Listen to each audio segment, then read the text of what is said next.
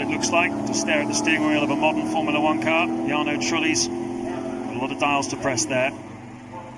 There's Juan Montoya just taking it all in. This weekend he's been pretty close to his teammate Kimi Raikkonen throughout free practice, but shaded by him in qualifying yesterday. And we've got a German on pole position in Germany. He's their highest points scorer so far this season, but he's also the one you tend to forget about, Nick Heidfeld. He had to fight his way into the Williams team in the first place, beating test driver Antonio Pizzonia to get the seat at the start of the season. But he's quietly outperformed expectations, quietly outperformed Mark Webber on a few occasions this year. And yesterday, he very quietly put himself on pole position for the first time in 6 seasons of Formula One racing. He starts today alongside a former teammate, Kimi Raikkonen, who he matched for performance back at Sauber in 2001, but then he had to sit and watch as McLaren Mercedes swooped in, took Kimi on a big money deal and didn't take him. And he's been fuming about it really ever since. Well, today, possibly the chance for the nearly man to put that situation right. There's a man with a lot to think about, Fernando Alonso. He starts the Grand Prix today from 6th place on the grid. And the worst news for him is that Kimi Raikkonen, as I say, on the front row, and between them, some cars that could certainly mess up Alonso's chances today. Montoya, Trulli, Webber, and obviously Heidfeld at the front as well, expected to drop behind Raikkonen as the race goes on. Alonso, Martin, has been he's elevated defensive driving to something of an art form in the last 3 Grand Prix, but today he simply has to attack, otherwise Kimi is going to take a massive chunk out of that 22-point lead he has in the World Championship. Yes, I'm sure he's fueled quite heavily for a long run into the race, and wandering around on the grid, it is everybody's talking about the same thing. Strategy, when are they all going to stop? Wide, a big difference in how they're going about their Grand Prix racing this weekend. To a certain extent driven by the fact there's just been the one qualifying session. But Sam Michael said to me at Williams, they're not really racing Raikkonen today. I think everybody expects Raikkonen to have the upper hand here, but how will his tyres wear through the race? They seem to have been fine in others, but Alonso's got a lot of problems today. He must minimise the damage, and I think that's the strategy they've gone for as he sits there. Our 2 Brits down in 12th and 13th. Coulthard with a solid run, button 2, but no raw pace in the Red Bull car or the BAR Honda there. So a disappointing return for BAR, but again we'll have to wait and see how far Jensen gets into the race before he needs to stop for fuel. But Alonso then, he's somehow got to get past Jarno Trulli, hasn't he, early on in the Grand Prix. He cannot afford to let Raikkonen get too far into the distance, but at the same time he is much more in a pack, and the chance of tripping over somebody down in turn 1 or just being run into the back of are very high here. And the widest Renault in the world that he's been driving this last couple of Grand Prix will be no good to him here whatsoever, because turn 1 is such a wide entry. You'll be able to drive either side of him if he has tyre problems later on. So how does this guy feel right now? On pole for the first time in his Formula One career. Certainly not a stranger to it back in his Formula 3 days. I saw him stick the car on pole position for the prestigious Macau Grand Prix back in the mid-1990s. Won the first heat there. So he's back where he feels he belongs at the front. It's been a long time coming, as it is for all Grand Prix drivers. They win everything in the junior Formula, then disappear into the midfield of Formula One for sometimes forever, sometimes just for a few years before they spring up again at the front of the grid. So a special moment in front of his family and home crowd for Nick Heidfeld. Once again then, the competitiveness of Formula One 2005 continues to impress us all. We've got 5 teams, as Jim said, 10 drivers all contesting the podium here this afternoon. Looks like Jarno Trulli has a problem there in 4th place on the grid. And where they're just clearing the grid with 12 seconds to go. They have to be gone within 15 seconds. That was touch and go. They've dropped his car down. He's now on the road. He was in the air for most of that. I think there were a couple of seconds out of the regulations there. We'll keep an eye on that. Yeah, we'll get a message from the race control about it. It seemed pretty close to 15 seconds before that green light went on, you'd have to say. Well, we haven't talked much about Ferrari in the build-up, but you can certainly count them in, I think, to the battle for the podium finishes today. Michael Schumacher maybe 10th on the grid, Rubens Barrichello 7th, but Bridgestone boss Isao Suganuma promised me earlier this morning that they would have Imola levels of pace during the race. And if you remember Imola, if you were watching it with us here on F1 ITV, you remember in the middle part of that Grand Prix, Schumacher was 2 seconds a lap faster than anybody else on the racetrack. That's what Bridgestone are promising here today for the race. And if Michael Schumacher can use the strategy, use the possibility of overtaking at this track, which certainly wasn't there at Monaco a week ago, at this place there's a couple of spots where you can overtake, particularly in the closing stages of the Grand Prix. Other people's tyres start to fade. The final corner onto the main straight, a critical point to get close to anybody who's got high tyre wear. Just dive down the inside of them into turn one. And one or two drivers have been saying to us they expect quite a bit of overtaking in the closing stage of this Grand Prix. I certainly do as well. The reason why it's so difficult down into turn one, obviously no warm-up this morning. They're conserving fuel on this lap going to the actual start, the parade lap as it were. And turn one has got a slight right kink all the way into the heart of the apex. And you just load up, you unload the inside right front, load up the outside left front. And then we're watching them just taking the blankets. They're very late and I think they'll be penalised for that. I think there's a high chance that Jarno Trulli will be penalised. That's touch and go, isn't it? But it's only a second or two, but rules are rules. Well, it would be a shame for Jarno if it does receive a penalty for that, because he said yesterday after qualifying that's one of the best laps I've ever done in qualifying. Obviously he knows how much fuel he's got in the car. Everyone else is suggesting that Toyota's quite light, but he says it was an utterly stunning lap and quite a surprise to him that he was as far up the grid as he was. It was just absolutely hooked up, so we'll keep an eye on that situation. Well, as Jim said, the temperature just dipped a little bit. Air temperature 25 degrees, track temperature 45, but it's still been unseasonably warm this time of year. Yesterday was the hottest May 28th for 100 years in this part of Germany, and I think it'll be to the relief of everybody that the temperatures come down just a little bit. There's Schumacher, you see, once again struggling to break into the top 10 in qualifying, once again outperformed by teammate Barrichello, but we believe they're on slightly different strategies. Possibly Barrichello carrying just a little bit less fuel than the world champion. There is Barrichello. Came into this weekend with something of a simmering feud going on with Michael Schumacher, and he actually said on Friday, from now on I won't race him as if he is my teammate, I'll race him as any other competitor. Still angry about that move on the last lap in Monte Carlo. I don't understand why, but another factor, James, they haven't had the second qualifying, so the tyres have done 3 laps less, which is 5% of the Grand Prix distance. It's not insignificant. The heat haze there. Cars on the grid for best part of 40 seconds if you're on the front row, and they're just boiling up. It's a critical time for a Formula One car. Well, you know the drill by now. When the 5 lights go off, we'll be racing 60 laps at the Nurburgring. Nick Heidfeld on pole, and the race. Got a yellow flag down the side. There's a hand up in the air. Fisichella's got his hands up in the air back there on your right-hand side about car 5. He will now start at the back of the field, and providing they can get it started, that is. And so if it was critical before for temperature, try this for a second chance. Track temperature out there is 45 Celsius, and remember the cars have no fans or thermostats of any kind. They're only cooled when they pass through the air, and this is a very difficult time mechanically for the cars. Of course, new rule for this year, when we have this kind of situation, as they try and get Fisichella's car into some sort of neutral, doesn't seem to want to oblige, but the field goes round again and forms up for another grid. It's just to get things going a little bit more quickly. In the past we had aborted start and then a whole grid procedure again, starting back 5 minutes, but now we just do an extra formation lap and then get this race going, but they need to get that car moving.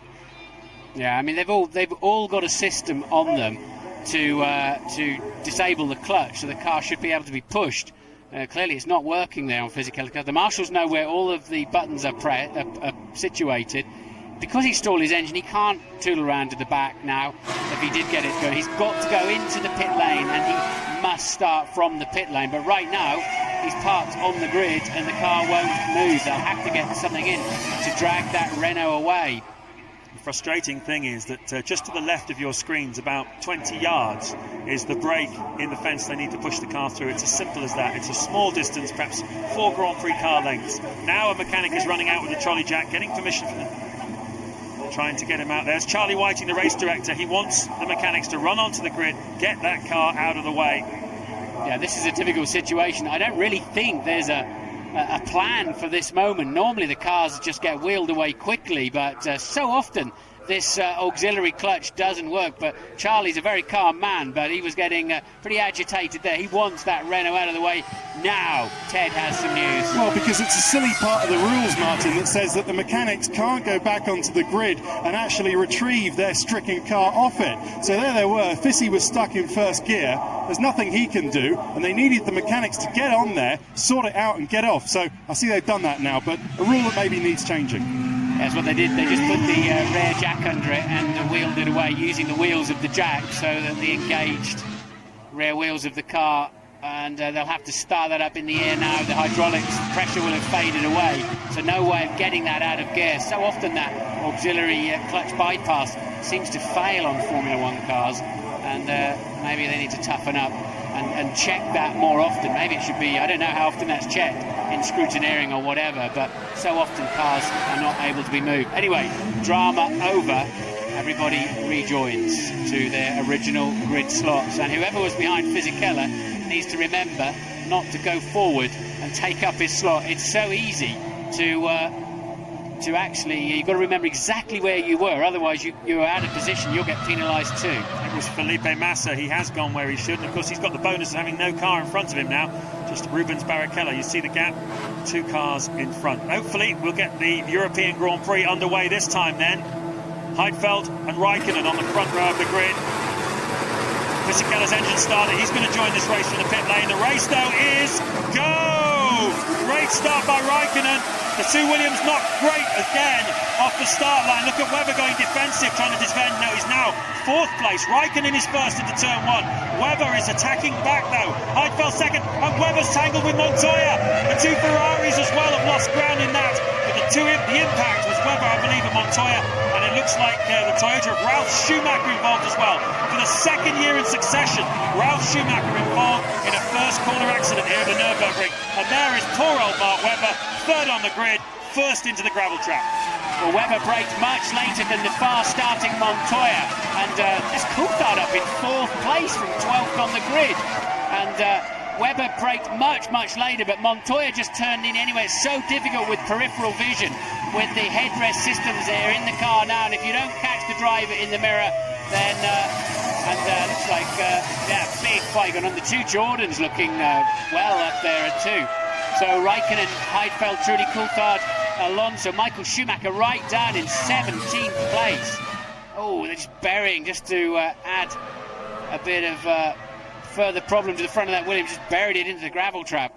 Raikkonen leads, Heidfeld second, Trulli third, fourth, David Coulthard. Absolutely astonishing performance from 12th place on the grid. I bet you he dived down the inside into turn 1 when the trouble happened. He did exactly the same thing last year and it benefited him massively. 5th, Alonso, that's 1 place made up. 6th, Massa, 7th, Liuzzi. 8th, Jenson Button in the point position already and with an attacking car underneath him. 9th, Sato. 10th, Montero in the Jordan and Carter Cahan in the other Jordan 11th as well. So clearly it all went off in midfield involving Ralf Schumacher as Raikkonen goes a little deep there into turn 1. Michael Schumacher's fighting his way back up though. He is now in 14th place. Into the pits comes Takuma Sato. Yeah, Sato was very slow out of one of the top corners, and maybe a nose damage, front wing damage. Yes, they're going to replace that. And well, what a disaster for Alonso though, really. He's got Trulli and Coulthard in front of him. And now we assume Ralf Schumacher pits as well. We know he lost his nose in the Toyota. Dream ticket for Raikkonen. And there is Ralf. That was pretty quick down there, wasn't it? That looked plenty of speed considering he should have been doing just 80 kilometres per hour. So Ralf flying into the pit lane there. And Raikkonen then out on his own. Heidfeld, I'd be surprised if Heidfeld's really got an answer to that. And look, already building a gap back to Trulli and Coulthard. But there's the man with the problem in the Renault, Fernando Alonso in 5th place. It will matter a lot to him how much fuel Coulthard and Trulli are carrying. And if, as I said before, Jarno Trulli believing he's got quite a healthy slug of fuel in there, that's going to really hurt Fernando Alonso, whose main target today then is to get himself as far up this field as he possibly can. 2nd place, 3rd place, not the end of the world, even if Raikkonen takes another couple of points, maybe even 4 points out of his World Championship lead. At the moment, Renault do not have an answer for the pace of development of McLaren, who definitely have the quickest car in Formula One. That first flying lap there, second flying lap for Raikkonen, a 1:32.0. Here's another look at the start then. Hopefully we'll get a good look at what happened down to 1. You see the two Williams slow away. Yeah, watch Montoya's very fast away from P6. He's up to effectively sort of P2, P3 when he gets down there. But Mark Webber keeps sailing in, and you have to say, for me, Montoya basically turned in on Webber from quite a wide angle. Look, he's coming across the corner. Webber's already there, and Juan Pablo just turned right across his nose, and then all hell let loose behind him. Both Ferraris caught up in that, and that's what allowed the two Red Bulls and the two PARs to escape most of the damage, although Sato has now pitted. This on board then from Fernando Alonso. There's the slow starting Webber on your right. Now watch, Webber brakes much later, and Montoya just comes straight in towards the apex without considering who might be there, and Alonso just hung onto himself. He probably took a tap at the back as well, and this that's Sato already with the nose gone, and the Williams boys gutted. No longer, Heidfeld didn't lead into the first corner, and Webber first out of the race. First bit of good news though for Fernando Alonso. Incident involving car number 16 under investigation by the stewards. Car number 16, Jarno Trulli. We saw the mechanics leaving the grid quite late, and maybe he will get a penalty for that, which is good news for Fernando Alonso. It's one less car for him to worry about. At end of lap 3 then, Raikkonen crosses the line. Heidfeld then, faster than Raikkonen, just took a little bit out of his lead on that lap. Heidfeld second, Trulli third, Coulthard fourth, fifth Alonso, sixth Massa, seventh Tonio Liuzzi. Both Red Bull Racings in the points at the moment. Eighth Jenson Button, ninth Rubens Barrichello, 10th Montoya, still going out there. Obviously not too much damage to his car from that collision with Mark Webber, which the same could be said for Webber's car. 11th Michael Schumacher, looking very racy at the moment, trying to fight his way through the field. He's 4 seconds though behind Montoya. That is going to be a battle worth watching. Remember those two here down into this hairpin a few years ago? Montoya passing Michael Schumacher. That was great sport. Hopefully we'll see some more of that soon. There's confirmation of that message from the race control. Pretty amazing that Montoya's still in the race, really, isn't it? Especially when you see this one more time. There's Mark Webber braking. Now from that angle, Mark's locked up. Mark can't slow down, but you still have to say he was at least halfway alongside. But Montoya had to turn in to a certain extent, but he needed to make some allowance for being out-braked in there. Oh, and there's you can see why Ralf Schumacher needed new nose. He was up in the air at one point, and there's Michael Schumacher being hung out to dry right around the outside. Montoya spins then, goes up in the air, but he's now running P10 and lapping, other than the two leaders, lapping faster than anybody else. We saw Ralf Schumacher as well just before that. A separate incident, seemed to have a little bit of a bump with Rubens Barrichello, so an eventful first corner for Ralf Schumacher. There you can see the top 8, and once again the first corner at the Nurburgring catches them out. But what about David Coulthard? Didn't really expect too much from this Grand Prix. Red Bull Racing not really keeping pace in the development stakes with the other teams, but at the moment it's a bit like the early part of the season all over again for them. Both cars currently in points paying positions.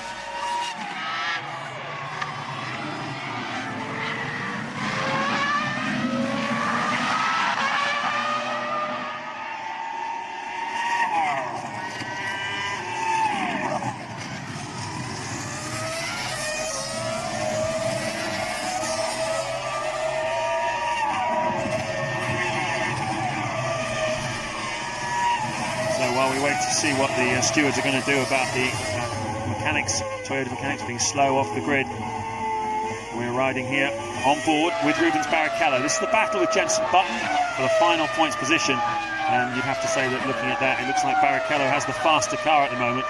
He can pass around this racetrack. I think Rubens is about to prove that.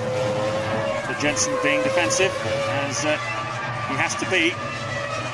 Button is losing now quite a lot of time now. Now he is having to drive defensively, but Liuzzi's pulling away from him in front in the second of the Red Bulls in P7. Heidfeld posts a new fastest lap of the race, nowhere near a record. The record is 1:29.4. He's done a 1:31.2. The track is very, very hot today and probably not that grippy. And we're seeing a lot of drivers struggling to get into the apexes. hovering around, waiting to get back on the power, and Barrichello shaping up for a run down the inside into turn 1, and Button really doesn't have anywhere to go or an answer for that. He's going to cut back inside, but surely Rubens has now the racing line for turn 2, and can he go all the way around the outside there? He'll still be in the wrong line when it comes to turn 3, but he will not give up, and he may lose out another spot there to Montoya if he's not careful. So Jensen just about keeping Montoya at bay. I don't think he was ever going to get round the outside of those 2 corners and maintain position. Amazing driving, just shows you why they designed that corner the way they did. You keep on the outside, you've got a chance in the corner. Here's Montoya though, he's got great drive. Button's not so quick out of that corner. There's nothing he can do about it. Montoya has got the line into the hairpin, and textbook stuff from Juan Pablo Montoya. Jensen really struggling, no grip out of the corners, on the defensive. Montoya with better straight line speed and easily the line then into the Dunlop hairpin. I'm still amazed that Montoya's car is not damaged in some way. I know, it was quite a big knock, wasn't it, with Mark Webber's. You can see again Jensen sticking to the outside line. Rubens slightly earlier on the brakes. Jensen trying his chances around the outside. Montoya watching it all. Jensen obviously hoped he could stay all the way on the outside and get the inside line for 4, but no chance.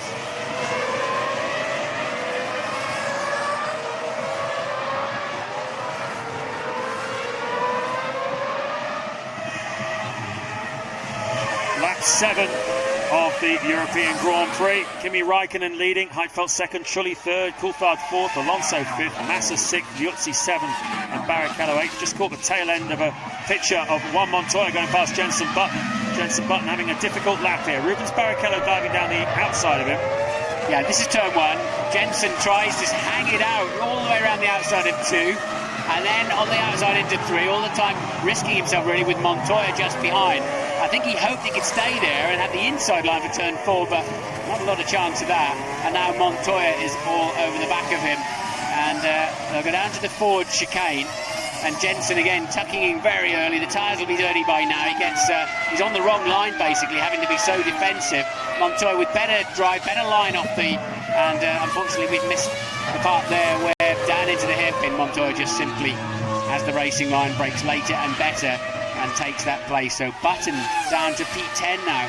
Coulthard still up there in 4th and very much hanging on to Jarno Trulli in 3rd. And Alonso he's not exactly catching the Red Bull, isn't he? More fuel on board, I suspect. Absolutely. Drive-through penalty then for Jarno Trulli, car 16. Team personnel still on the grid at the 15-second signal. There you can see it for yourself. That's this car here. Jarno Trulli currently in 3rd place at the moment, and a drive-through penalty is going to drop him down to something like 12th or 13th place. So it's a big pain for him because the mechanics were still on the grid after the 15-second cut-off time. It's a safety measure, that. Obviously, they don't want mechanics still being on the grid. Many years ago, back in the early 80s, one of the mechanics was killed when he was working on the back of a car, and they basically sent them off on the formation lap, and the driver behind didn't realise and squashed him. And so that's since then, obviously, the last thing you want is any mechanics or human beings on the racetrack, just cars with drivers in them. So bad news for Trulli. But what about Giancarlo Fisichella, fastest man on the racetrack? He is now up into 12th place, having started from the pit lane. He's now catching Michael Schumacher and Jensen Button very quickly indeed. That's going to be a 3-way battle very soon indeed for 10th place. 19 runners, the only man amazingly out of the race after that first corner tangle involving surely 8 cars out of the 20 starters. The only man unable to continue was Mark Webber, who was involved in the incident. And it depends which angle you watch that from as to whether whose fault you think that one was. He needs watching through a few more times, but certainly Webber braking later than Montoya. Montoya not realising that, he just turned into the first corner apex. But this then is Barrichello and Liuzzi. Liuzzi's gone to the middle of the road to make Barrichello go the long way and no way round. And sensible driving there from Tony Liuzzi, but he's too slow on the exit into Coca-Cola, and Barrichello has the line, and he will now disappear into the distance as Heidfeld does a new fastest lap of the race. That's Trulli having his drive-through penalty, cannot stop for fuel, they cannot change the tyres anyway, and disaster from him. He was in 3rd place, that elevates Coulthard up to 3rd, Alonso 4th now then, but Heidfeld's pegging Raikkonen's gap down to 2.1 seconds up at the front, but we haven't got time to look at it. There's so much going on in the midfield. So it looks like Trulli came out in 9th place then, behind Juan Montoya, but in front of the Button, Michael Schumacher, and soon to be Fisichella scrap as well. Certainly all going off here at the Nurburgring in the early stages. 59 laps, 1 lap less than originally scheduled because we had an aborted start. Giancarlo Fisichella stalling on the parade lap. We're riding on board with Jacques Villeneuve, 15th at the moment, trying to race against the two Jordans in front of him. The Jordans have been struggling really all weekend. They were the winners really of the problem into the first corner, got themselves right up through the field. They've been passed since then by Button, Michael Schumacher, Fisichella and the rest, but Montero and Carter Cahan here in front of Jacques Villeneuve, who does at the moment have an answer for them. I tell you, the track is so slippery. Watching Jacques having to wait so long to get the nose of that car into the Dunlop hairpin at the bottom of the circuit. He's lapping in the 1 minute 34s. Raikkonen just responded to Heidfeld's pace with a 1:30.9, the gap up to 2.3 seconds. And you got Coulthard and Alonso both in the 1:32s. Massa going well in 5th, also in the 1:32s. Barrichello now flying. He's as fast as the leaders. Now he's got past Liuzzi. Rubens Barrichello. That's good pace. Good race pace from the Ferrari. Michael Schumacher can't show that. He's tucked up behind Jenson Button. Yeah, Button's not all that quick at the moment either. High 1 minute 33s for him, which is restricting Michael Schumacher to the same sort of pace. And that is a couple of seconds slower than his teammate Rubens Barrichello is managing. So Michael Schumacher's race strategy compromised by turn 1, having to avoid the accident involving his brother Mark Webber and Juan Montoya. Had to drive around that, dropped it down to 17th place. He's fought his way back up to 11th behind Jenson Button, but he's now 30 seconds behind race leader Kimi Raikkonen. So we saw Mark Webber eliminated from the race at the start, and he's now talking with Louise Goodman. Mark, have you calmed down yet? Oh, it's just disappointing. I think, getting away hasn't been our strength, and both Nick and I obviously were on the back foot down to the first corner a little bit, but there's no excuse really to step one Pablo. I was trying to defend against Jarno, which was very important. We stayed ahead of him, and just couldn't quite get it turned in at the apex, so that was a shame. We're on a good strategy today, actually, very different to Nick, so yeah, it's a shame. So do you think that Juan Pablo turned in on you, or do you feel that you just weren't able to stop quick enough? It's not up to Juan Pablo to give me room at that stage. I think he was, he for sure turned in, but he's got to go around the corner, so if I managed to get in a little bit earlier, but it was just enough. If I maybe rubbed his side pod, it would have been better, but wheel to wheel, there's too much damage. Bye-bye. Well, he's putting the blame very fairly and squarely on his own shoulders there, isn't he? And he quite clearly thinks he didn't slow down enough, and he did go steaming in there, and he was quite clearly thinking more about the Toyota than the fast-starting McLaren that had already passed him. So that's Mark's view, and he had the best seat in the grandstand there. Yeah, it's an expensive loss though for him and for the Williams team. Teammate Nick Heidfeld managing to keep Raikkonen honest, still only 2 seconds behind him on the racetrack. Quite rightly, we're focusing on this fantastic scrap for 10th place between Jenson Button, back after 5 weeks on the sidelines. BAR Honda serving that suspension for fuel tank irregularities in the Imola Grand Prix. Jenson's been a frustrated spectator ever since. Now he's back in the thick of the action, and where better to come back to than a battle with Michael Schumacher, albeit only for 10th place. Schumacher, Fisichella has joined the tail of that, as you can see here. Schumacher then getting a good drive. He's going to dive down the inside of Button. Oh, that's a tough one to get through there. Jenson would have to have let him give him some space there, because that's a very short braking zone into turn 10 up there, but Button yielding, and I don't think he had much choice. Ferrari team getting ready, so they're the first ones to blink, and that then, I didn't quite see which one that was. It's Barrichello coming in first, so he didn't have much fuel on board. Doesn't say much for his qualifying lap yesterday, does it, in terms of how he got those Bridgestones working. Barrichello first to blink then. And you saw Barrichello had some pretty good race pace. That's the reason why he was very low on fuel. They've brought him in, and he goes back out again. And, well, we'll see what kind of pace he has now. One of the strange things about the Ferrari this year is it seems to go much faster in a race when it's just taken a load of fuel on. It goes back out onto the racetrack. We saw that at Imola, we saw it in Monte Carlo. And the only explanation I've managed to get out of Bridgestone and the engineers is that when the car comes into the pits, the tyres just cool down a little bit. It gives them the rubber a chance to reset. When they go back out on the track, there's just a lot more grip all of a sudden, even though they're carrying the extra fuel. It's a very strange thing. No one can quite put their finger on it, but it's definitely a factor. Well, they've almost certainly changed the strategy of that Ferrari. They put 9 seconds worth of fuel, so it'll be a two-stopper with a short first stint. And who have we got coming in now? That must be Heidfeld. So again, he was quite lightly fueled for his pole position. So Heidfeld pits, and he had a bit of a scruffy lap the lap before, so the gap was up to 3 seconds, and that'll put yet another smile on the McLaren pit wall faces, because this is exactly what they expected. Raikkonen surely will go. That's super early, isn't it? That's at the end of lap 12. I wasn't expecting him in anything like that early. Now he's going to come out around about Felipe Massa. Massa now crosses the start-finish line just in front of Massa, so he rejoins in 5th place. And Tech Kravitz has some news for us. Well, it's just as well the BARs of Sato and Button are heavily fueled because they've got a problem with their fuel rig. They've actually had to bring a new hose up from the back of the garage, and they're currently testing it now. The mechanics aren't particularly happy. They do have a backup, which seems to be okay, but worries over the fuel rig down here at BAR. And worries over their pace too. Button down in 10th. Sato down in 18th at the moment, having had that problem early on. Raikkonen leads now from David Coulthard by what will be around 19 seconds. Coulthard into the 1 minute 31s and beginning to pull away from Alonso. Coulthard's found some good race balance and pace, hasn't he? And this is Michael Schumacher with a very brave move on Jenson Button. Would like to see that from another angle, thank you very much. And Jenson's looking left into his mirror and realised Michael got the jump on him. Couldn't do anything about it. It's tough passing into there. Well, BAR don't seem to have race pace, do they? Takuma Sato lapping in the low 1 minute 34s down in 17th place, and he can't get past the Minardi of Christian Albers or the Jordan of Lorraine Carter-Cayan. I see Jacques Villeneuve has managed to get past one of those two Jordans. We saw him earlier on. He's broken one of them. He's still got Montero to pass down in 14th place. So some big names struggling at the back.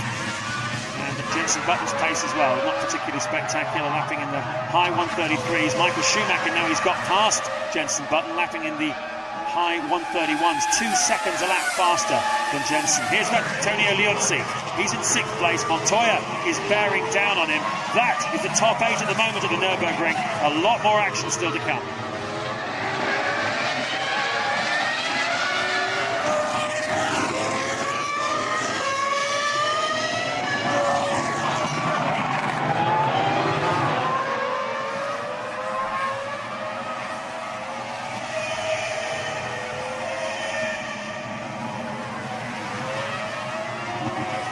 Once again is Rubens Barrichello, just getting a little bit of a slide on into one. That's what happened to him yesterday on his qualifying lap. It cost him a little bit of time, but you can see now why he was so far up the grid in 7th place. It's because he only had 11 laps worth of fuel in the car. Yeah, that's a poor show really, isn't it? I had heard that they tried to get Rubens a long way up the pack in the hope of trying to get amongst them and give Michael a chance with a much more heavy fuel load and a different strategy altogether. So that didn't work out at all. And with that first corner accident, he just never came into play. There's your race leader, Kimi Raikkonen, looking for 3 in a row here this afternoon to follow up his victories at Barcelona and Monte Carlo. Well, at the moment, it's certainly looking very, very good for the Finn, you'd have to say. But, well, Fernando Alonso is doing his championship hopes no harm at all by keeping in touch in 3rd place. You can see he's just a second there behind David Coulthard. This is the battle for 2nd place on the racetrack. And Alonso, I think, by keeping his head and some good pit strategy from Pat Simmons on the Renault timing wall, should get Fernando in front of this car of David Coulthard. It's not been as fast throughout the practice sessions. I think Red Bull will be amazed actually. They were really thinking they might creep into the back end of the points if they were lucky this afternoon. Here they are, 2nd and 6th at this time. And I think what's more surprising is Liuzzi and Coulthard's pace is strong too. And well, we'll see when they're coming in, but I think they're in for a while. Yeah, Coulthard's doing a really good job here this afternoon. 6 or 7 tenths per lap of Kimi Raikkonen, who's just steadily building his lead. 20.6 seconds now over Coulthard. Alonso third, Heidfeld fourth, Massa fifth. Also lapping pretty quickly in the Sauber, doing a very good job here, Felipe Massa.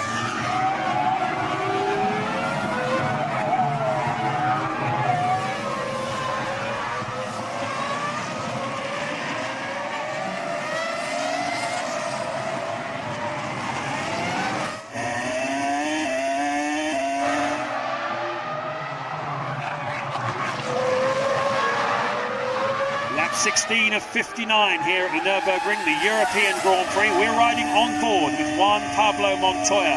His McLaren teammate Kimi Raikkonen is comfortably leading this Grand Prix by 20 seconds from David Coulthard. And Coulthard's teammate here, Antonio Liuzzi, is the man in the sights of Juan Montoya. Montoya involved in a controversial collision in the first corner with Mark Webber, which certainly hurt the race chances of Michael Schumacher and of Ralf Schumacher. Both of them still in the race. Michael Schumacher 9th, Ralf Schumacher down in 18th place. Montoya got away with it scot-free, as he did in Monaco last weekend. And he's certainly got a much faster car than this Red Bull Racing. And where's he going to make his move? Liuzzi doing well, driving nicely, P6. He's got a pretty electric style on the way into the braking zone. I think that's probably, you've got Montoya sitting there wondering what's going on. I mean, Liuzzi just launched it into turn one and managed to slow it down nicely. The Red Bull car braking well, very well, not locking its wheels. So Coulthard running very strongly up in P2. I bet Raikkonen didn't expect to see a distance to Coulthard when he was leading this Grand Prix. Coulthard started 12th, and both Red Bulls were pretty handily placed through that first corner incident. Still 19 runners in this Grand Prix, only Mark Webber not running, and he blames himself for that first corner incident. Braked too late, snatched a wheel, and Montoya having to turn into the corner. So Raikkonen's lead up to 21.4 seconds from Coulthard, and Alonso still 1.1 behind. Coulthard in third place. Damage limitation going nicely, I think, for Alonso in terms of just keeping the points pegged to Kimi Raikkonen. Yeah, you can see Raikkonen has a stranglehold on this race, but like I said before, everything from second place through to 8th and even beyond that to 10th and 12th places is completely up for grabs here this afternoon. We've seen lots of overtaking already, and I think the more this race goes on, the more overtaking you're going to see. Juan Montoya isn't going to stay behind Liuzzi for long. There's an awful lot of people coming through, and you've got to take your hats off to Red Bull Racing. Christian Horner, the team principal, Gunther Steiner, technical director. They've managed to get their car into the points in every race now, except Monaco last weekend. Sometimes it's only been a single point here or there for Coulthard or Liuzzi, but big score in Australia, remember, 7 points there. Got them off to a great start.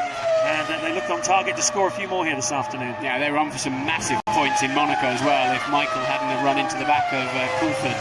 So, yeah, they're certainly getting a better race pace than they are qualifying. We talked about how would Michael go once he was released from behind Jenson Button. Well, quite quickly is the answer.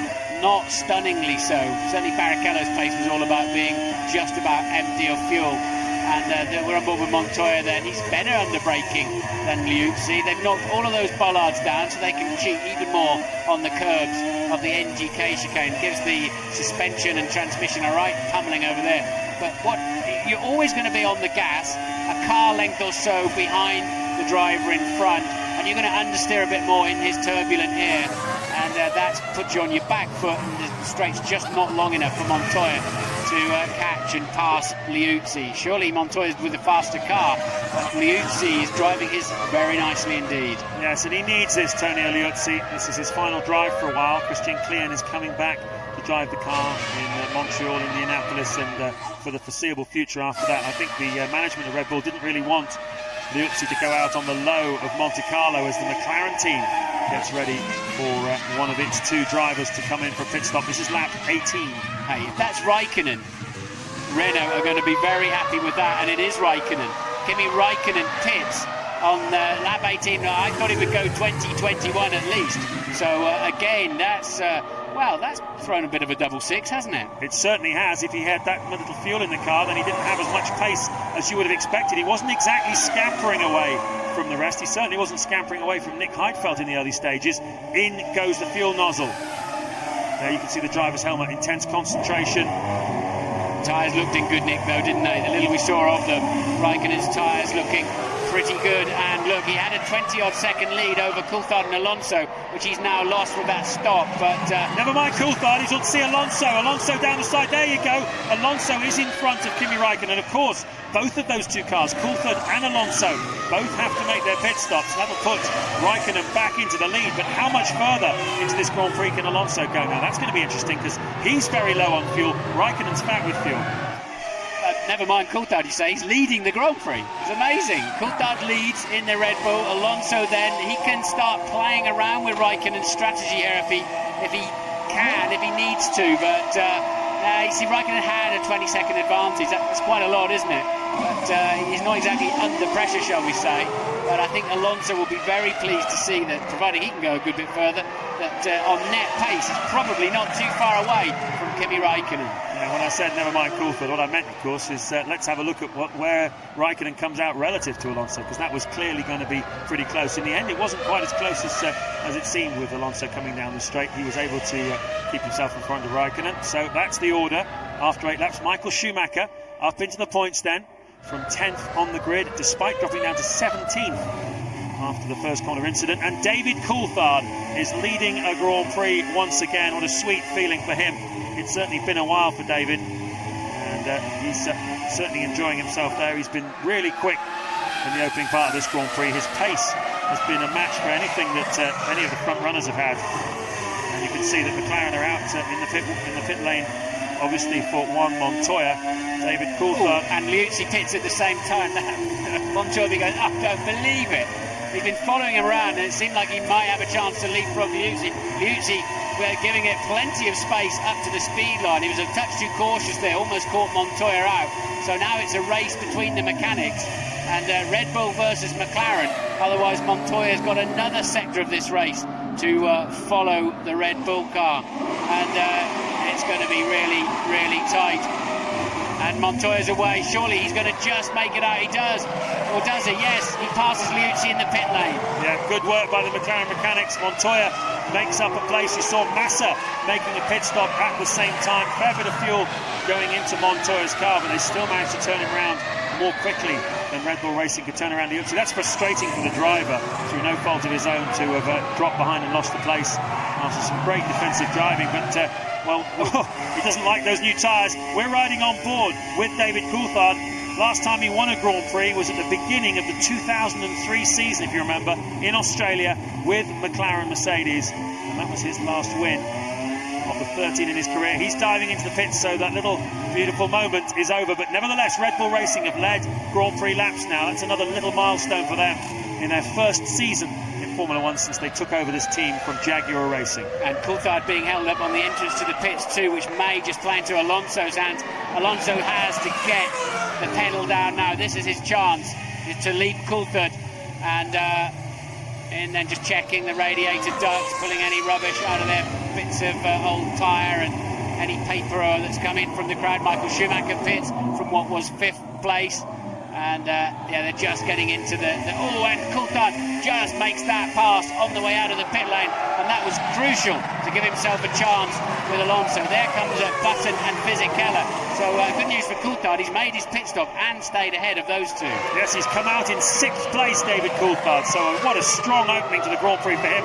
Michael Schumacher, that's Felipe Massa in 9th place going through, and that means that Michael Schumacher, he was obviously in front of Massa before the stop, so that's 9th place for Michael Schumacher that he rejoins in. Massa up into 8th place with 39 of the 59 laps still to go here, and it's been action all the way, with pit stops, incidents, accidents and overtaking, and a very, very long way to go. As you can see, those are the people who haven't stopped then. Alonso, Button, Fisichella, they did a good job in qualifying to get themselves as far up the grid as they did. And what about Ferrari's strategy? Totally split strategy then. Barrichello pitting on lap 11, Michael Schumacher on lap 21. 10 laps difference in the fuel. What I want to see is this guy's rear tyres, and they look okay at the moment. We've seen him really struggle in Imola and Monte Carlo for rear tyre degradation and wear. But you have to say, from what you can see of them, they look okay. He's pulling a 1:31. Raikkonen with a new load of fuel on board, a 1:32.5, a second and a bit per lap. So Alonso might just be able to do something about Raikkonen this afternoon, but he's going to have to pull something pretty special out of the back to pull back that 20 seconds he was missing in the first part of the race. Christian Albers in the Minardi. So the team celebrating its 21st year in Grand Prix racing this year. And Paul Stoddart, the boss, celebrating his 50th birthday this weekend. There you can see Jenson Button fighting off the attentions of Giancarlo Fisichella. This is the battle for 5th place on the racetrack, and Louise Goodman is talking to Red Bull Racing boss Christian Horner. Christian, this has got to be going better for you than you could have expected. Yeah, I mean, we've had a great start to the race. We capitalised on the first lap incident, and David kept his nose clean. Tonio found his way past, and it was great to see David leading a lap of the Grand Prix. You seem to have a much better race pace than certainly most people were expecting based on what you've been doing for the rest of the weekend. Yeah, we've been working hard on it over the weekend.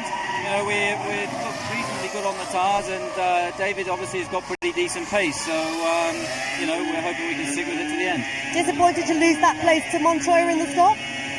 Yeah, but I think that was a penalty for putting a little bit more fuel in, so we'll see how it pans out over the next few laps. Thanks, Christian. What Christian won't know is there's an incident under investigation involving David Coulthard. So was it as he came as Fisichella catches Button out on the top of turn 11? Jenson really struggling with that car today. Coulthard's in front of them, but has he been speeding in the pits, or did he? Now they released the Minardi. Did he pass the Minardi in the pit lane? Fisichella makes the move, then has to pit straight away. So it could be a disaster here for David Coulthard and Red Bull Racing. We'll have to wait to find out. Meanwhile, Alonso does a new fastest lap of the race, 1:30.8, and Raikkonen does a 1:32.5. So Alonso really eating into that 20-second deficit. Yep, he's taken 7.5 seconds out of it already. You need 20 seconds to make a pit stop here and rejoin in front of the manual racing. He only has 7 at the moment, but it means he's cut a big chunk out of the margin, and today's race really is all about cutting chunks out of margins. Raikkonen wants to take a big chunk out of Alonso's championship, but it doesn't look like it's going to happen at the moment. Drive-through penalty, oh no, for David Coulthard. David, where was the button when you needed it to control the speed? Oh no. And well, any chance of points is starting to evaporate now for Coulthard. Add 20 seconds to his time at the moment, and you drop down to 11th place. He's currently in 4th. That is one costly mistake. Disaster, and it certainly wasn't on the way in, was it? It must have been on the way out as he was trying to jump that Minardi. So Coulthard then's either released the button too early or maybe a technical fault as Alonso pits then at the end of lap 22. Ted? Yeah, that was a good qualifying by him, wasn't it? Let's see how he likes the car. The Renault boys stop. Yes, they are adjusting the rear tyre pressures. Just a small adjustment. So maybe he's not happy with the balance, or maybe it's oversteer or traction, more likely. That's a long stop, isn't it, by Renault? That's 9.6. Fisichella even longer, 10.7 I think it was. So he'll be, I would imagine, in a clear and easy second place now. Alonso has to. They're all losing a lot of time on this outlap, and it's just a question of getting. And this is presumably Coulthard doing his drive-through penalty, and as Jenson Button makes his first scheduled stop of the afternoon, and bad news there for DC. Yeah, very bad news there. He comes out. You can see. And, is that?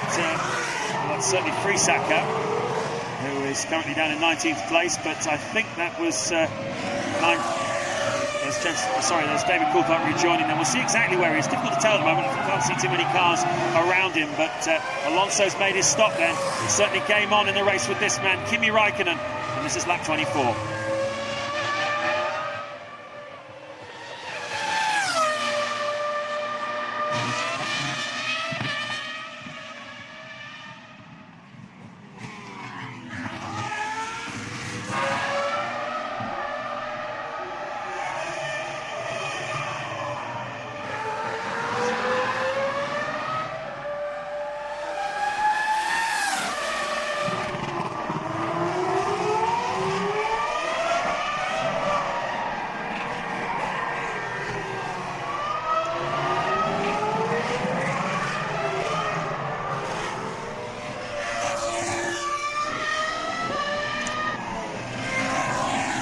There you can see Nick Heidfeld. We haven't talked about him much recently, have we? He was the pole sitter He was running second, and after the first round of pit stops, he's still running second. And he's going to make 2 more stops here this afternoon than everybody else. So he's going to have to get on with it a little bit. At the moment, he's lapping same sort of pace as Kimi Räikkönen, which, given that he's going to have to make another stop in the next 3 or 4 laps' time, is not really all that clever, because Räikkönen is fat with fuel at this point in the Grand Prix. It'll be one more stop, won't it, than the others? I mean, yeah, one more stop. He's on a 3, and the others are expecting on a 2. A long way to go in this Grand Prix. We're nowhere near half distance yet. Full of action, and Alonso certainly doing a good job. Villeneuve in. He's been struggling behind the Jordans, released when they came in for a pit stop. He went a very, very long way into the Grand Prix, didn't he? Came in on lap 25. So we've had a range from lap 12 to lap 25, it seems, in terms of the strategies this afternoon. Yeah, it's not done him much good though, has it? His teammate is currently in 6th place, having made just 1 stop here this afternoon earlier on. There you can see Juan Montoya. He is down in 8th place at the moment. Michael Schumacher passed him in the pit stops. We didn't see it, but that's how he did it. And now Schumacher bearing down on his former teammate, Felipe Massa, formerly a Ferrari test driver. And how compliant will he be when he sees the world champion bearing down on him? Well, it's the back of the position, so hopefully not too compliant.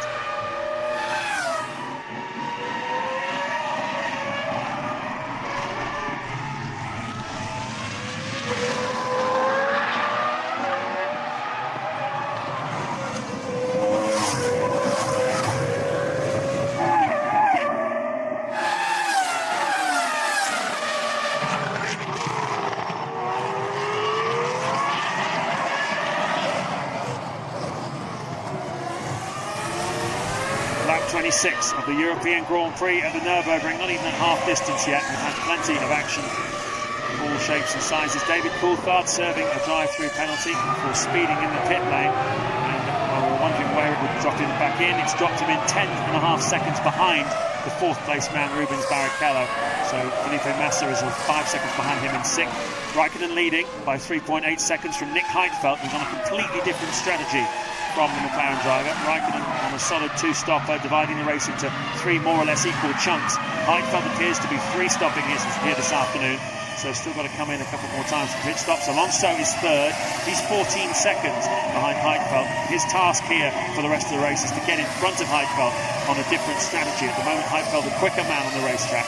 4th is Barrichello, half a minute behind the race leader. At the moment, the Ferrari pace nothing particularly spectacular, as we look at race leader Räikkönen through the slow chicane.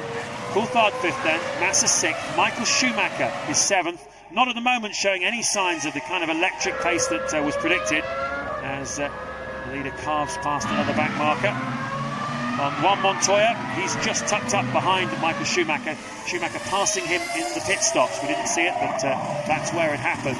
Liuzzi, we saw him get passed by Montoya in the pit stops. He's down in 9th place now and out of the points. Jarno Trulli is 10th. He was as high as 3rd for a while, but he had to do a drive-through penalty as well for the mechanics still being on the track on the parade lap after the 15-second board was given. Jenson Button is 11th. No pace in that VAR Honda today. Giancarlo Fisichella looked very promising 10 or 15 laps ago, but struggling a little bit now. He's in 12th place as Ralf Schumacher pits for the 2nd time this afternoon.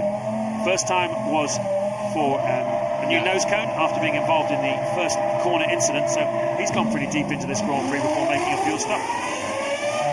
Just beginning to see the signs of wear then on the back of that Toyota as Villeneuve steams down. He was just behind Ralf Schumacher, so Ralf long way down the field. And which Red Bull is that? It's Coulthard, and he came back onto the racetrack, so he won't get penalised. He didn't make or lose, would have made a mess of the underneath. We saw Räikkönen, you said he went through the chicane, James. He certainly did go right through, didn't he, earlier on, and then slicing past a back marker, taking no prisoners whatsoever. So Räikkönen knows he's got a race on his hands. He's back in the 133s at the moment, Kimi Räikkönen, amongst the traffic, and really not good pace for him this last 2 or 3 laps. That's why he's hustling that thing along so much.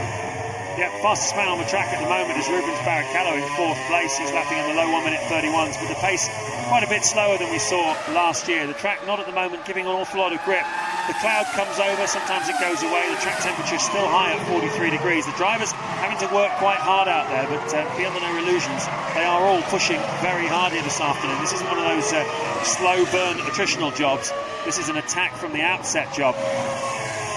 And we're riding on board with Juan Montoya. Topsy-turvy start to his career at McLaren so far. You can see Takuma Sato pitting from 13th place there. Not been a happy return to Formula One so far for the BAR squad, who are talking up their chances at this Grand Prix. They reckon that missing Monaco, all the work that has to go on there to make a high downforce car for the street circuit, not having to do any of that would give them a bit of an advantage coming to the Nurburgring. But I think as much as anything else, they're a little bit cautious about the engine. It hasn't done any work for 5 weeks. They were worried about whether the seals would fail, whether there'd be some corrosion inside it. No one's ever really built a Formula One engine and sat around for 5 weeks before. Tell you, those rear tyres are looking a bit skinny on the back of that Ferrari. The inside, because you run about 1 degree of camber, the top of the wheel leans in, so you tend to wear the inside of the tyre more quickly. We're not at half distance yet. Michael Schumacher could well find himself pretty tired out by the end of this, so you can assume that Barrichello will be in the same position, but definitely tyre wear I think is going to come into play in the last 20 laps. Now, it's interesting you should say that, because across the Friday practice into the Saturday, Michael Schumacher on the hard tyres did a combination over the Friday afternoon into the Saturday of 22 laps on one set of tyres, and they looked like most of the rubber had gone from them, and certainly the Bridgestone guys were saying, don't worry, it'll be fine in the race, but it looks as though perhaps it's not going to be all that fine after all. Certainly the way that Schumacher's going, the pace he's going at the moment, is nothing special at all, and the promised speed of the Ferrari not forthcoming at this stage. Raikkonen leading, Heidfeld still just 2 seconds behind him. Not seeing much of him, the quiet man of Formula One, but he's having a stupendous race here this afternoon. Alonso third, 15 seconds behind Heidfeld. 4th is Barrichello, 5th Coulthard, 6th Massa, 7th Michael Schumacher, 8th Montoya. But interestingly, Martin, from Coulthard in 5th place down to Fisichella in 12th place, just over 15 seconds. That's a real close pack, and that's where all the points will be shared out here this afternoon.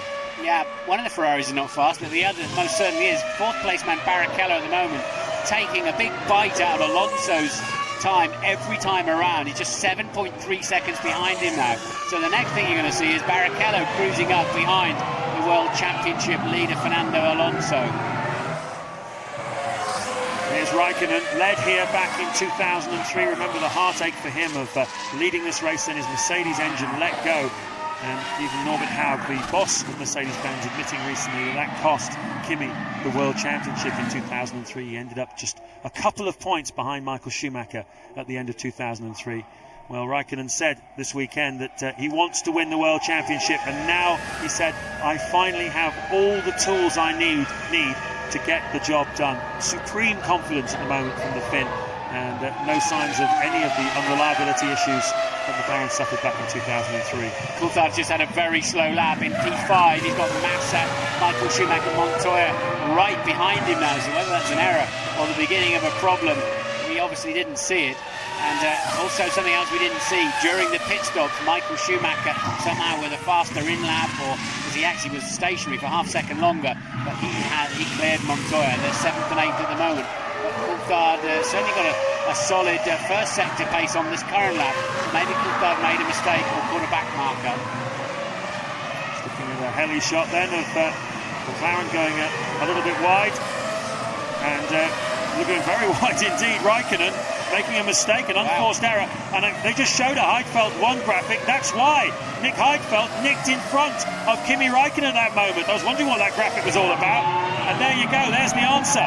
So, unforced mistake from Kimi Raikkonen allows Nick Heidfeld back into the lead of the European Grand Prix at the Nurburgring. McLaren mechanics not... Williams are out. So it looks like poor old Heidfeld's going to... I think his glory's only going to last a very short time. But nevertheless, what a moment for Raikkonen. And that's great news for Alonso, because Raikkonen would have lost time there.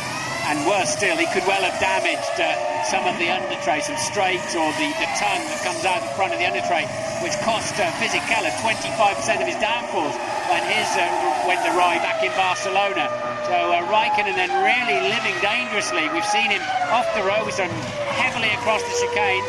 We've got a drive-through for penalty for Christian Albers for ignoring the blue flags. He's down in 18th place. Still 19 runners of the 20 starters. Only Mark Webber out, parked in the gravel trap after a first corner incident. So let's have a look at the gaps now then. Alonso is going to be something around 10 or 11 seconds, I would guess, behind Kimi Raikkonen. There's Heidfeld pitting from the lead. Yeah, in comes the race leader for the second of what we expect to be 3 stops. Big lock up there. Had to get out of the brakes. Ted Kravitz. No good locking them up. Ted, sorry. But there was no emotion on the faces of the McLaren mechanics. They know they've got Heidfeld covered. Let's see if Williams decide to switch Heidfeld's strategy, though. If it's 6 or 7 seconds he's remaining on the 3, or if he's got what is it, 8.1. Oh, that's interesting. Does he have to stop again on that one, Martin? Oh, for sure he does. Yeah, the nozzle came out at just over 6 seconds. No question at all. He's sticking to the 3-stop strategy. 28 laps to go here this afternoon. It's almost half distance. He'd have to have been the nozzle on for about 9 seconds plus to have taken on enough fuel to go to the finish. Yeah, and will he regret that big lockup, the unnecessary lockup on the speed line there, the flat patch? It's tending to, the driver loses visibility, shakes the car to pieces. And the more you hear the drivers talking about this one tyre for the entire Grand Prix, if they've got a flat spot, it's giving them horrendous problems later on, where they cannot focus at top speed. Well, the off for Kimi Raikkonen cost him 4 seconds on the stopwatch. Didn't cost him as much as it might have done versus Alonso, whose pace is more or less the same as Raikkonen's at the moment. So it's 14 seconds, the gap between Raikkonen and Alonso at the moment. And that's going to take some serious making up by Fernando. He may well feel that second place is going to be good enough, Raikkonen just taking a couple of points out of him once again. He's got a 22-point lead. And with the new point system in Formula 1 that came in a few years ago, it does take a long time to catch up. Here and another look. What happened here to Kimi Raikkonen? He just got a bit of oversteer in the early part of the forward chicane, kept it straight, crossed the curve that rips the floor apart, and managed to just creep back on the outside of the track there. Fast part of the racetrack. So Raikkonen I think he just tried to get away from him on the way in, almost caught him by surprise with the looks of it, gave it an armful of opposite lock and straight off the road. Well, we saw Michael Schumacher make mistakes like that and get away with them in the past, go on to win Grand Prix quite a few times. And somehow he always gets away with it. Maybe Raikkonen has inherited that good luck as well. This is lap 33 then. Raikkonen, Alonso, Barrichello, Heidfeld, the top 4.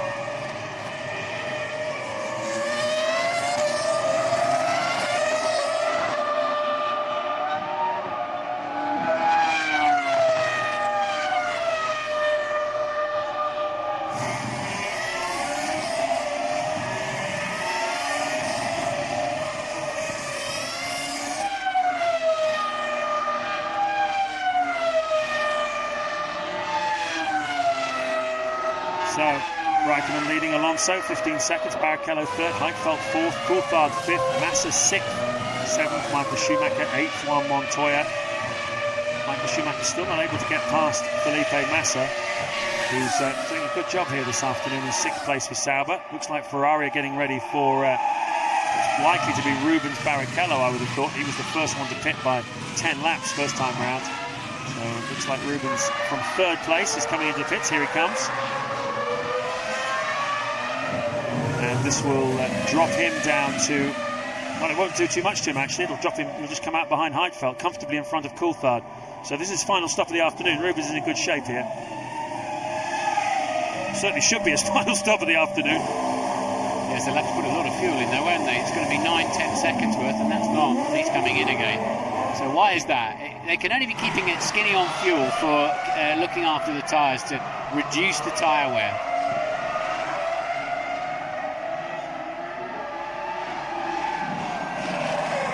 See David Coulthard coming down the pit straight with Massa and Michael Schumacher tucked up behind him. Schumacher not as close as it looked on the long shot. Montoya there behind him in 8th place. Super drive by Felipe Massa this. Michael Schumacher at the moment has no answer for him.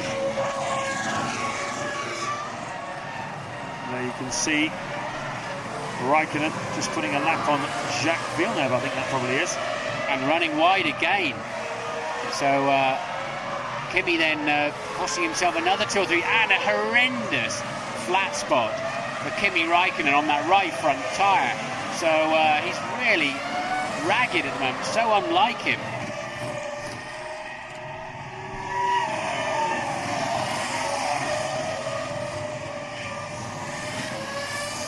And that's Montoya as well, and some problems. Absolutely. So unusual there. They're obviously losing front grip, because that's when you lose bite on the front tyres, when they start locking up more easily.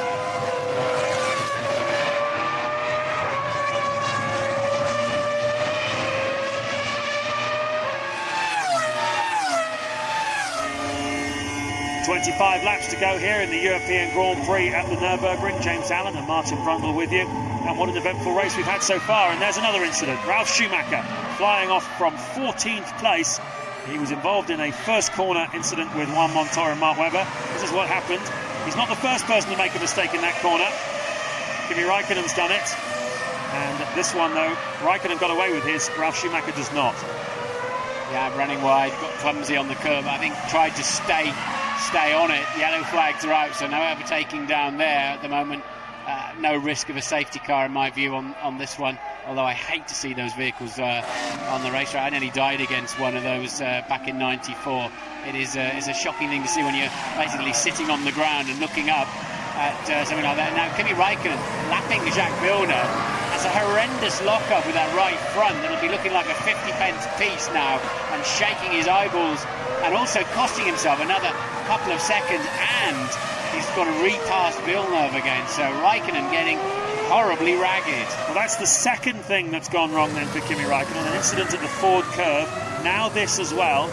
What's interesting, is that a problem with the brakes for the McLaren, or the tyres just not, front tyres just not holding on the way he wanted? He's certainly not because he's pushing too hard, that's for sure, because the lap times at the moment in the 132s not particularly fast, and that's interesting, very interesting indeed.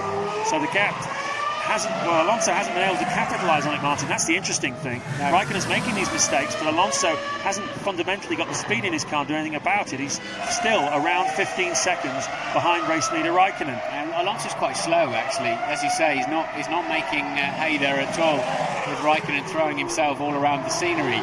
Raikkonen still leads then comfortably on lap 36 by 15 seconds. Heidfeld third, but he's out of kilter with the pit stop strategy, although like most of them, he's got to stop one more time now. Barrichello fourth. Coulthard beginning to re-catch Barrichello now. Massa falling away in sixth. Michael Schumacher seventh. Can't seem to go anywhere. He's tucked up behind the Sauber.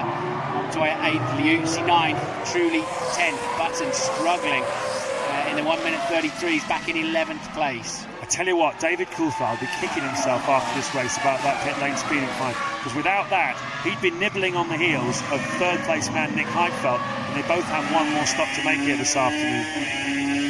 Well, we're delighted to say that technical director of the Williams team, Sam Michael, is joining us live from the pit wall. Thank you very much for joining us, Sam.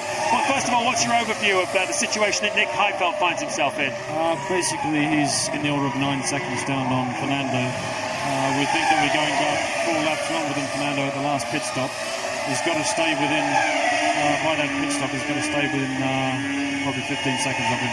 Say 0.8 now just on that lap. So Nick's doing a very good job. Either way, it's only Heidfeld, but it's only Nick racing Alonso at the moment. Raikkonen's gone because he's only got one stop to make as well. Sam, why didn't you move to a 2-stop at the first fuel when you saw the carnage in the first corner? We couldn't do because of the amount of fuel that he would have to carry. He would have dropped out way too back behind those guys. It's the most inefficient way to do the 2-stop, because he made up so much ground in the first stint. He already had sort of 15 and a half seconds on the field, and that time he only needed 12, so he made 3 seconds more than what he had to. Thank you very much indeed for joining us, Sam. We know you've got an awful lot of things on your mind. Your man is third place at the moment in the European Grand Prix. Nick Heidfeld started from pole position. It's great to hear from the men who make the decisions on the pit hit wall for the teams, and certainly Williams coming back with a bang in Formula 1 the last 2 Grand Prix. A double podium in Monaco last weekend. Pole position for Heidfeld here with Webber third, and now on the moment for another podium. But it sounds like Sam is thinking in terms of trying to leapfrog Fernando Alonso. At the moment, it's not really on because Heidfeld lapping at the same sort of pace as Fernando Alonso, who is 8 seconds ahead of him. Rubens Barrichello, how is his challenge looking? He's 14 seconds behind Heidfeld. And as I say, Coulthard the one who'll be kicking himself because he'd be fighting out a podium position as well. A remarkable afternoon for David Coulthard, spoiled by not hitting his pit lane speed limit button when he should have done, and it cost him a big chunk of time and at least one position on the racetrack. Hats off to Felipe Macedo in the Sauber, doing a very solid job in 6th place. He certainly bounced back from a poor showing at Monaco to put his teammate in the shade. Villeneuve struggling back with the Jordans, down in 14th place in the same car. Yeah, it'll be interesting to see where that was with Coulthard, whether he took a gamble on the end of the pit lane to get out ahead of that Minardi that was on its way out of the pits, or what, we don't know. Sometimes technically these things can fail as well, but more often than not, the driver's either a touch late on the way in or a bit over-eager on the exit.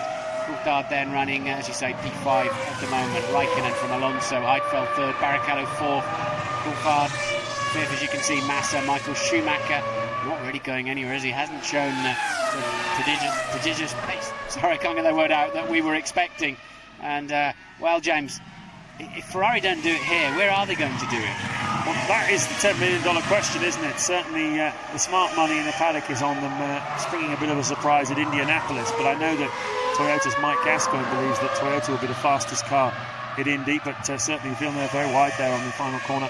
Certainly last year Toyota were very quick with a not particularly competitive car, so let's see whether they have the legs. But as Villeneuve dives down the inside of the Minardi, not a great place for the great Canadian to be finding himself 14th.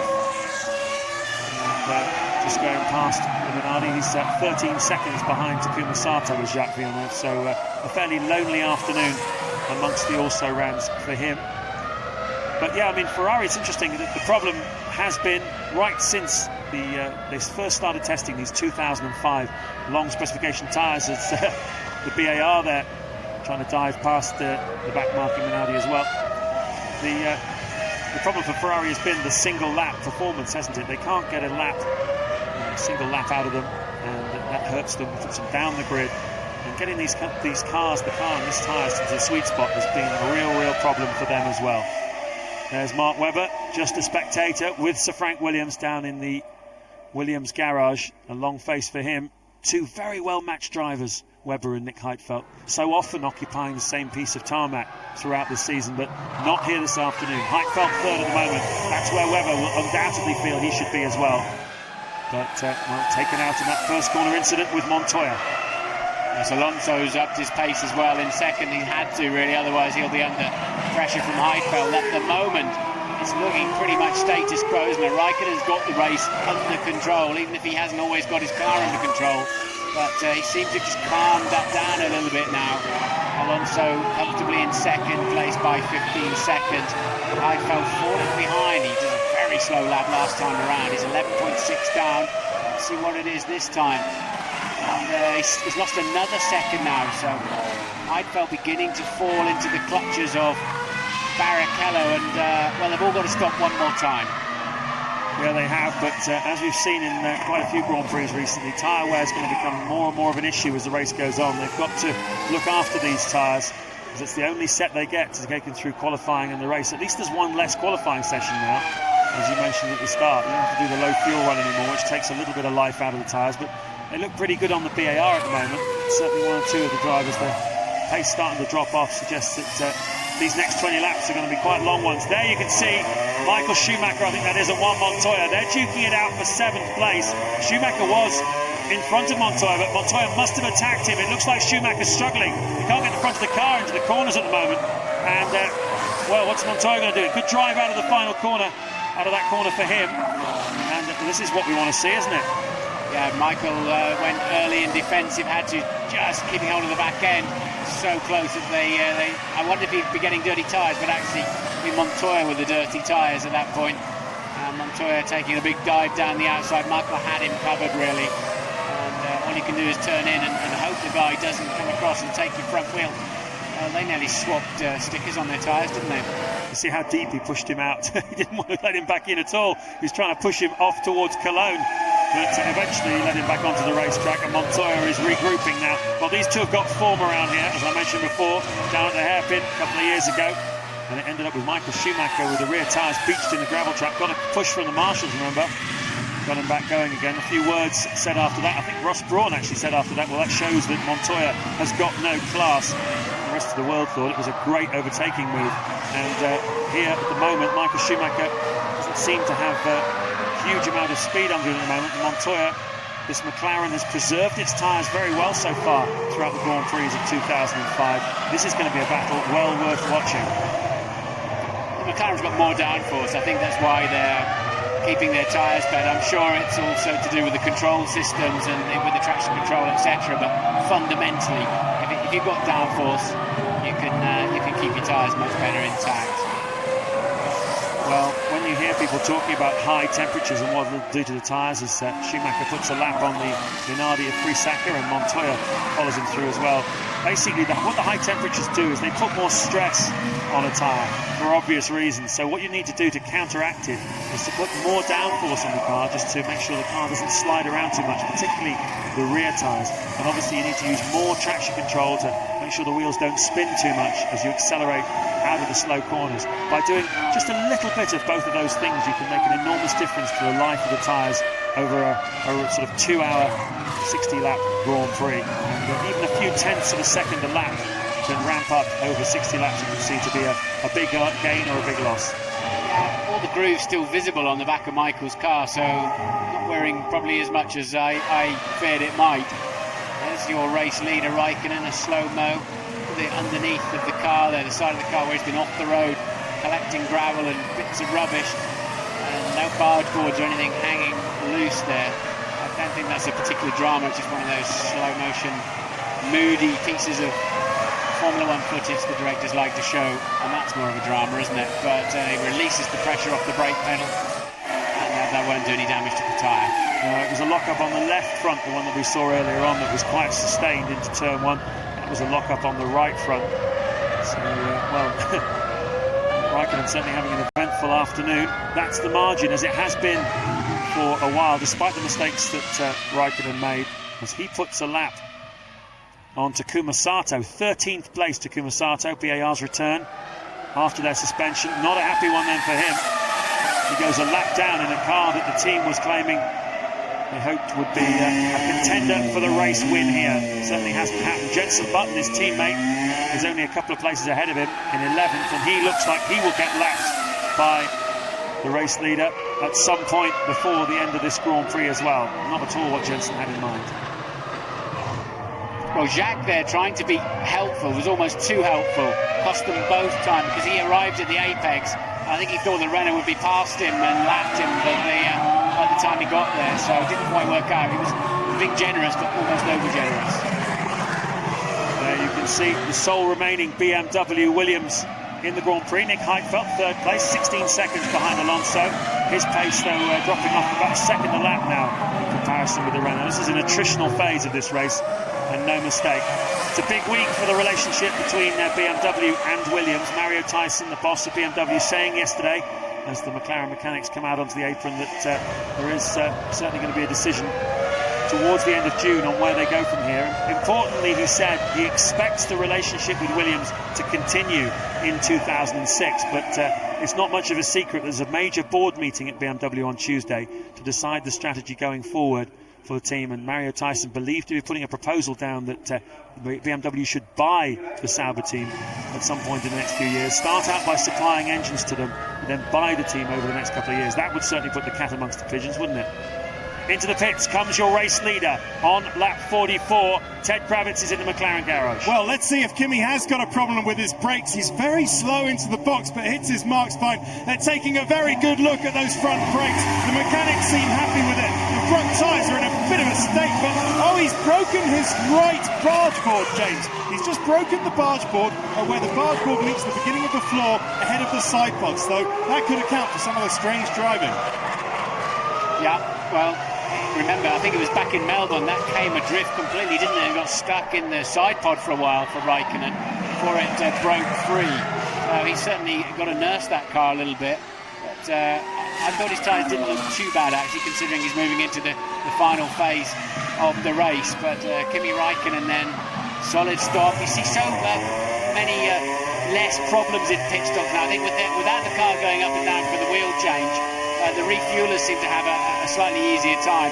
And of course you're not going to get any sticking wheels. We saw guys park there with spare tyres. You're not allowed to fit them unless you've got a puncture, and then you've got to fit a tyre that is used. You can't put new tyres on. But I'd like to see another onboard shot there. We watched the front wing of that McLaren moving around like crazy under braking. There's a lot of conjecture in the paddock about wings that are flexible and adjusting themselves. Obviously you want as much wing as you can get in the slow corners, but you want it to wind itself off if you can get away with it in the high-speed corners, and they are quite strictly controlled. But the front wing of the McLaren really moving around a lot. It was under braking. You can see it again there, can't you? But it's more of a lateral movement than a twisting movement. There's Montoya putting a lap on Montero. Drive-through penalty for car number 18. That is Montero, the Jordan driver you're looking at on your screens now. He's finished every Grand Prix this year, Martin. It's his first season in Formula 1, but I added it up. And over the course of the 6 races so far, he's a total of 15 laps behind the winner. So he's finished every race, but that's how many in total he's been, which is over 2.5 laps per race behind the winner.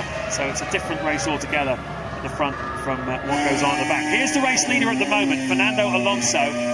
He hasn't had the speed to really capitalise on the position he finds himself in. 10 seconds behind Raikkonen before the Finn made his pit stop. And I don't know how many more laps Alonso's going to be able to stay out of. I doubt very much he'll have the speed to reduce that 10-second gap. We just set the new fastest lap of the race, still a long way from the lap record on a 1:30.7. So Alonso clearly has been carrying some speed in his pocket. Louise has found Ralf Schumacher. Ralf, what happened there? Did you just run wide? Well, I was following Sato and was relatively close in that moment, lost front arrow and just understeered straight. Then hit the curb, then just got launched off. That was the problem. We've seen a few people running wide. Tell us, how are the Michelins holding out, particularly the front? Well, I had understeered the whole weekend. The start of the race was quite okay, then it developed a bit. So we had a few problems this weekend really to understand the tyre, especially on my car. That was the reason why my qualifying performance was so weak. Problem at the start as well, talk us through that. Yeah, well, I had a reasonably good start, I thought, but went carefully into turn one, and I just saw Alonso in front of me because I was so close, and all of a sudden he came to almost a stop, but I didn't see what's going on in front of him because I was so close, really. So it wasn't really a shame. I couldn't do anything about it. Thanks, Ralf. Ralf Schumacher there. That's the first retirement in 2005 for the Toyota team, so a pretty good record for them. They're riding on board with Montoya, who's passed a lot of back markers this afternoon. He's been dropped by Michael Schumacher a couple of laps ago. He was fighting with him for that 7th place. Now, what's going to be interesting is Montoya dives into the pits. Massa has made his stop. He was in 6th place. Michael Schumacher has stayed out. Montoya has now come in.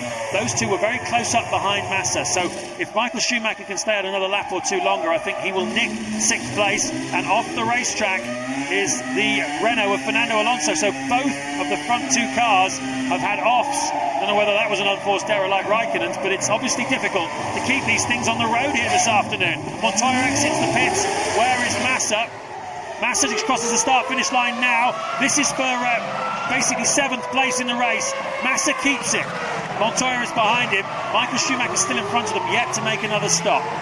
It's all going off in the midfield here. Alonso went off down at the hairpin, suspect. He blocked a brake on the way in, and that can be very costly. We need to see that. Hopefully, here we go. It is down at the far end of the racetrack. How wide does he go? Does he just creep around the outside? No, that's going to cost him a lot of time. So he started to pump in some, cost him 7 seconds. Just over 7 seconds is the penalty there.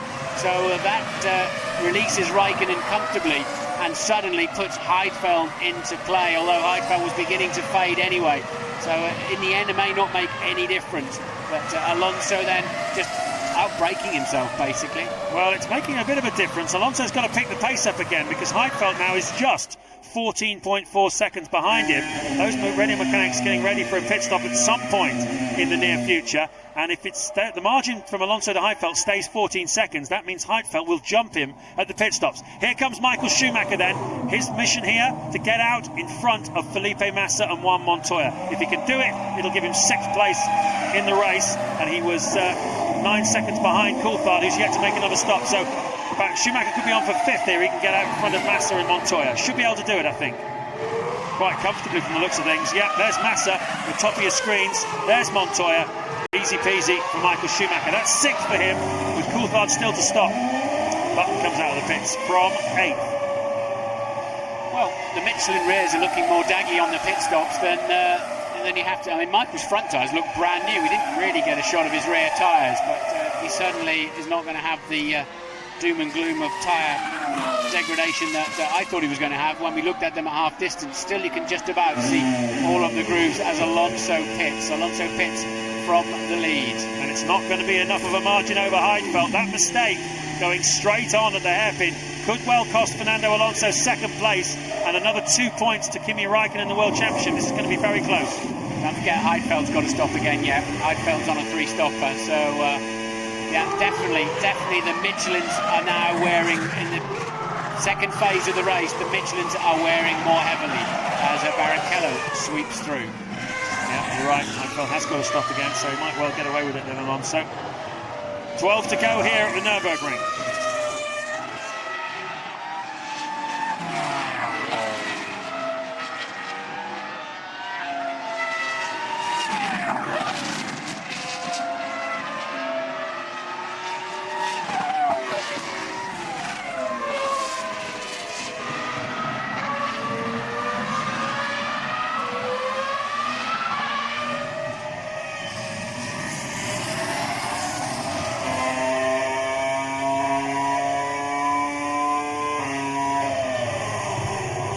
Raikkonen, surely now he can start to ease back with Alonso's error. His lead's going to be, what is it going to be? Something around 15 to 20 seconds again. So Raikkonen now with a comfortable margin. It's all about, can Heidfeld find some pace and start to put pressure back on Fernando Alonso. Barrichello's looking solid for his 4th place. Coulthard's just stopped, and he's also looking solid for 5th, although I suspect he might be having Michael Schumacher for company anytime soon. Coulthard could well be in with a fight to keep that 5th place. Now Michael Schumacher's got some clear track as Barrichello pits. He's on a 3-stopper this afternoon, and this is the 3rd. Well short of his marks. Well short. Not so critical now they don't have to change the wheels, but he was a half a metre short, and that would have been a major drama with 4 men there with the guns ready to get those wheels off, but not an issue any longer. Just looking down for 2 BARs, Jenson Button for a while was quite a long way clear of Takuma Sato, but now as the race has gone on, he's fallen into his clutches of his teammate. They're 12 from 13 on their return. Obviously, they weren't helped by the fact they went out early in qualifying, but nevertheless. So David Coulthard doing a good job here, just keeping the car on the island. 5th at the moment. Fisichella a couple of seconds behind him on the racetrack. David Coulthard doing a very solid job here in this Red Bull Racing car.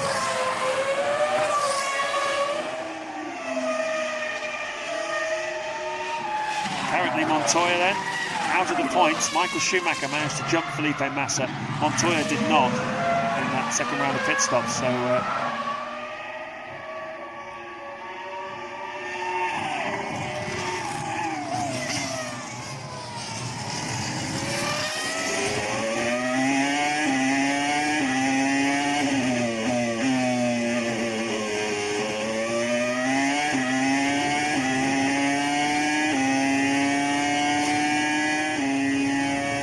just 10 laps to go here in the European Grand Prix at the Nurburgring. Kimi Räikkönen is leading by just 1.8 seconds from Nick Heidfeld, but the German driver who started this race on pole position has to make another stop. There's Fernando Alonso. We saw him go off at the hairpin a few laps ago, and I guess that's a replay of that incident. I'm not an almost carbon copy of the same thing. I'm pretty sure it must be. Look at all the stones being scattered onto the racetrack.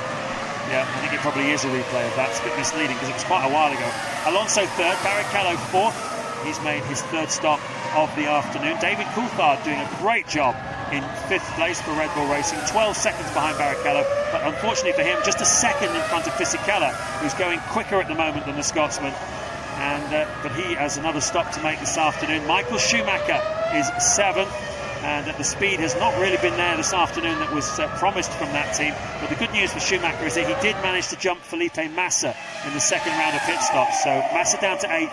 Montoya in the same McLaren Mercedes-Benz that's being used to lead this Grand Prix by Kimi Raikkonen, out of the points in the hands of Juan Montoya. He needs to rectify that in the next 10 laps, as into the pits, I believe, is the Williams of Nick Heidfeld. Third and final stop this afternoon. Most people two-stopping, but Heidfeld and Barrichello deciding on a three-stop strategy. This will drop Heidfeld down, and he'll hopefully come out just in front of Rubens Barrichello in fourth place.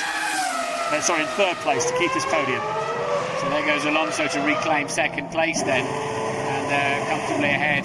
It got within a second 0.8 of Kimi Raikkonen just before he came in for this stop. Raikkonen's lap times are all over the place. They're 32s, they're up to 34s. Raikkonen really struggling for any kind of stability. There's Barrichello.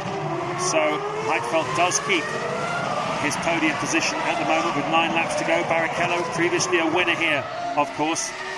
He's qualified in 7th place on a different strategy from Michael Schumacher, and he is 3 places ahead of him as he was on the grid. Ted Kravitz, what can you tell us? Well, Giancarlo Fisichella has stopped, and I tell you, I've just been into Renault. They can sniff a victory here. They see that Raikkonen is slow. They think that he has a brake problem. They have also seen that his barge board is broken, so he'll be down on downforce. But I reckon they're confident. They think that Alonso can catch him. He needs to do it the second lap to have any hope of winning this thing. Well, he's 6/10 up already on this lap alone. Raikkonen 2 seconds, second off in the middle sector as well. So something going on here with Kimi Raikkonen. Yeah, what you're looking at is the second pair of the Renault leading McLaren, Fisichella and Montoya. Raikkonen then, what is he? He's a net 8.6, I think, ahead now, and losing about a second a lap to Alonso. So Alonso had quite a poor pace in the middle part, and that's Liuzzi. Does he hang on to it? Yes, he does. Just Liuzzi down in P11 now. He's sort of fading as the Grand Prix unfolds. He's back in the 34s. Whether that's a mental or physical situation, or the car fading. Another driver not making it into Felipe Massa, not making it into the forward chicane. Drivers are really challenged this afternoon, aren't they, as their tyres begin to fade, and I think some of them are losing brakes too, as you say. Yeah, that should have given Montoya an extra position then, I would imagine. Massa's dropped down. Yes, he has, to 9th place. Montoya did pass him. We didn't see it there on the racetrack, but here is your race leader. He is in trouble. He dropped 1.2 seconds on that last lap to Fernando Alonso. The gap is 7.4, and we've got 8 laps to go here at the Nurburgring, and it's going to be, I think, another grandstand finish between the two contenders for the 2005 World Championship. Raikkonen has got to hang on. Let's see what it's like to drive this car. Look at his right front tyre. It's just, and in fact, I just think that's worn rubber just flicking around the inside. But Raikkonen, really, we've seen him lock that up heavily on several occasions, and he's really beginning. You can adjust the brake balance inside the car. You can move it rearwards to look at the vibration on that right front. The whole car is shaking along with the camera. You can protect that right front under braking, or the front by moving the bias towards the rear, but the damage is already done for Kimi Raikkonen. He's over a second slower on this lap alone so far. So why is he in this position? Well, we saw him go off the racetrack once, an unforced error. We also saw him have a lock-up, a left front and a right front. Look at this, like a 50 pence piece. We've mentioned it often enough as a concept. Now we're looking at a reality. That is a 50p piece on the right front of a McLaren. The vibrations must be knocking his fillings out if he's got any in those perfect finished teeth of his. But this is going to be an amazing conclusion to this European Grand Prix, because Alonso sniffs victory. Another 1.2 seconds he took out of him on that last lap. The gap down to 6 seconds with just 7 laps to go here. I think there could even be some delamination starting on that right front, where he's really heavily flat spotted it, or certainly a very heavy blister. Sam, what are you seeing down there? Sam Michael joins us on the pit. Sam has gone. He's gone rushing back to, not surprisingly, Heidfeld's in third place. Sorry, we're expecting to go down to Sam the Michael again there, but Sam is now listening to us. Sam, what are you seeing going on down there? Oh, well, obviously, Nick's got a good position in third, but he's got to hold Rubens off. Rubens is closing at 2 or 3, maybe half a second per lap on some laps. But he should be able to hold him off for third place, which is fantastic job for Nick this afternoon. Obviously, everybody at home watching their television, Sam, they're not technical people like me. I'm not technical either. Explain to us why it's so difficult for these drivers to get these tyres through to the finish, what the struggle that they're having. Well, it's because you've got to run them for the whole race now, and you're pushing on the compounds as hard as you can to run softer. It obviously makes it very difficult with different levels of fuel load. So that's what you're seeing happening right now with Kimi, because he's flapped quite a bit of tyres heavily. And obviously, Fernando's tyres are coming back after he went through a difficult stage in the race. Well, we're all set for a grandstand finish. Thank you very much, Technical Director of the Williams BMW team, Sam Michael. His driver started pole here today, is currently in third place, but all of the attention is on this man because he's leading a Mansell-esque charge, trying to get the race victory here in Europe. He's fighting his way through. Another 1.3 seconds he takes out of the stricken Kimi Raikkonen. There is Kimi Raikkonen. There is Fernando Alonso. He's got 2 back markers between him. Just 4.9 seconds the gap with 6 laps to go. For sure he's going to catch him, and then he's going to have to try and get past him. Yeah, 4.9 the gap then, and of course if Alonso gets anywhere near him, Raikkonen cannot go deep into a braking zone. Surely down into turn 1 he will not have a defence if Alonso can get that near to him. But there, look at that right front bouncing away, and it gives a tremendous vibration through the steering wheel. Everything's so rigidly mounted, but surely. See the first sector, Alonso up 3/10 already behind him, so the gap will be down to 4.6 now, and the laps are closing fast though. Whereas you'd be there, look, Alonso just nipping underneath. I think it's Jenson Button to put a lap on him. He's having to take all the risks through the back markers, but he's got to think of the championship, but he really can smell a victory now. He certainly can. This is absolutely fantastic stuff. The 120,000 people, the official crowd figure, with 112,000, I beg your pardon, we've just been handed for here today at the Nurburgring. They've come from far and wide. They've been in their camper vans. They've drunk their own weight in premium lager. They're seeing a tremendous Grand Prix here this afternoon. Certainly a tremendous conclusion. There's Schumacher in the Ferrari. Michael Schumacher in 6th place, but typical Schumacher gets away with it. Fisichella too far behind to capitalise. He was 6 seconds behind Michael Schumacher. Was Giancarlo Fisichella, but those tyres not looking too bad in comparison to some we've seen here this afternoon.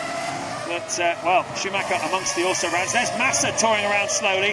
What a shame for him. He was running in 5th place for a while in this Grand Prix, but it now looks as though he isn't going to make it to the end. The left front tyre looks a bit weird to me. It does. He could have suspension problem. It looks like his the right front is high, rather than just a puncture. No, he's delaminated left front tyre.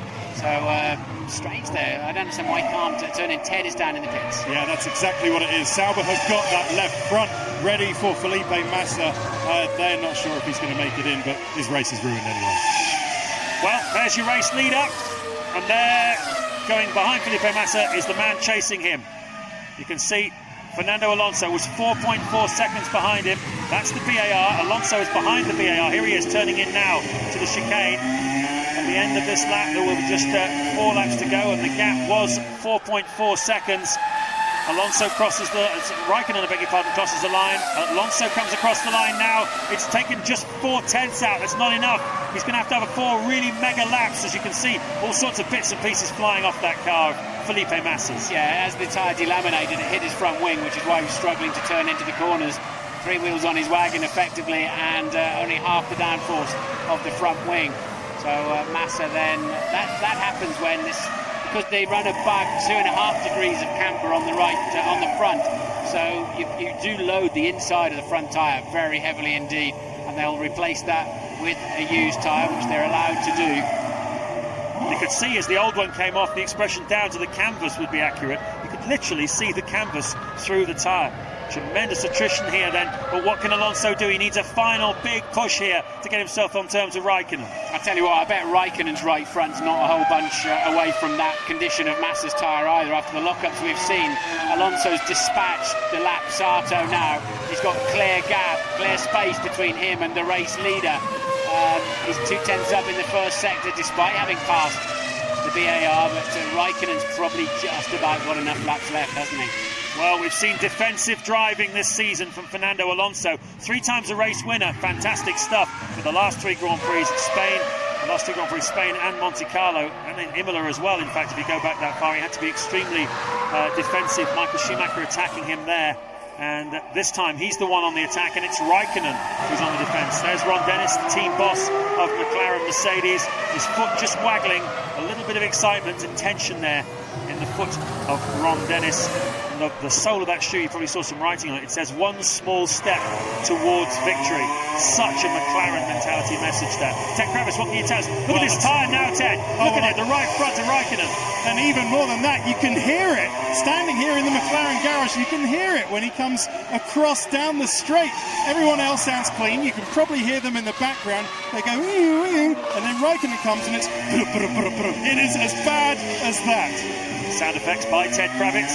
Copyright ITV 2005. Well, I guess Alonso can't quite hear it yet, but he will soon at this rate. He's now just over 3 seconds behind the race leader. There's third place man Heidfeld. Barrichello still fourth. Coulthard fifth. On for some more World Championship points here this afternoon for Red Bull Racing. Michael Schumacher a long way behind him in 6th place. He seems to have settled for that. Fisichella 7th. Montoya creeps into the points, having got past Massa. He's in 8th place, but are we going to get a change of lead in the closing stages of this Grand Prix?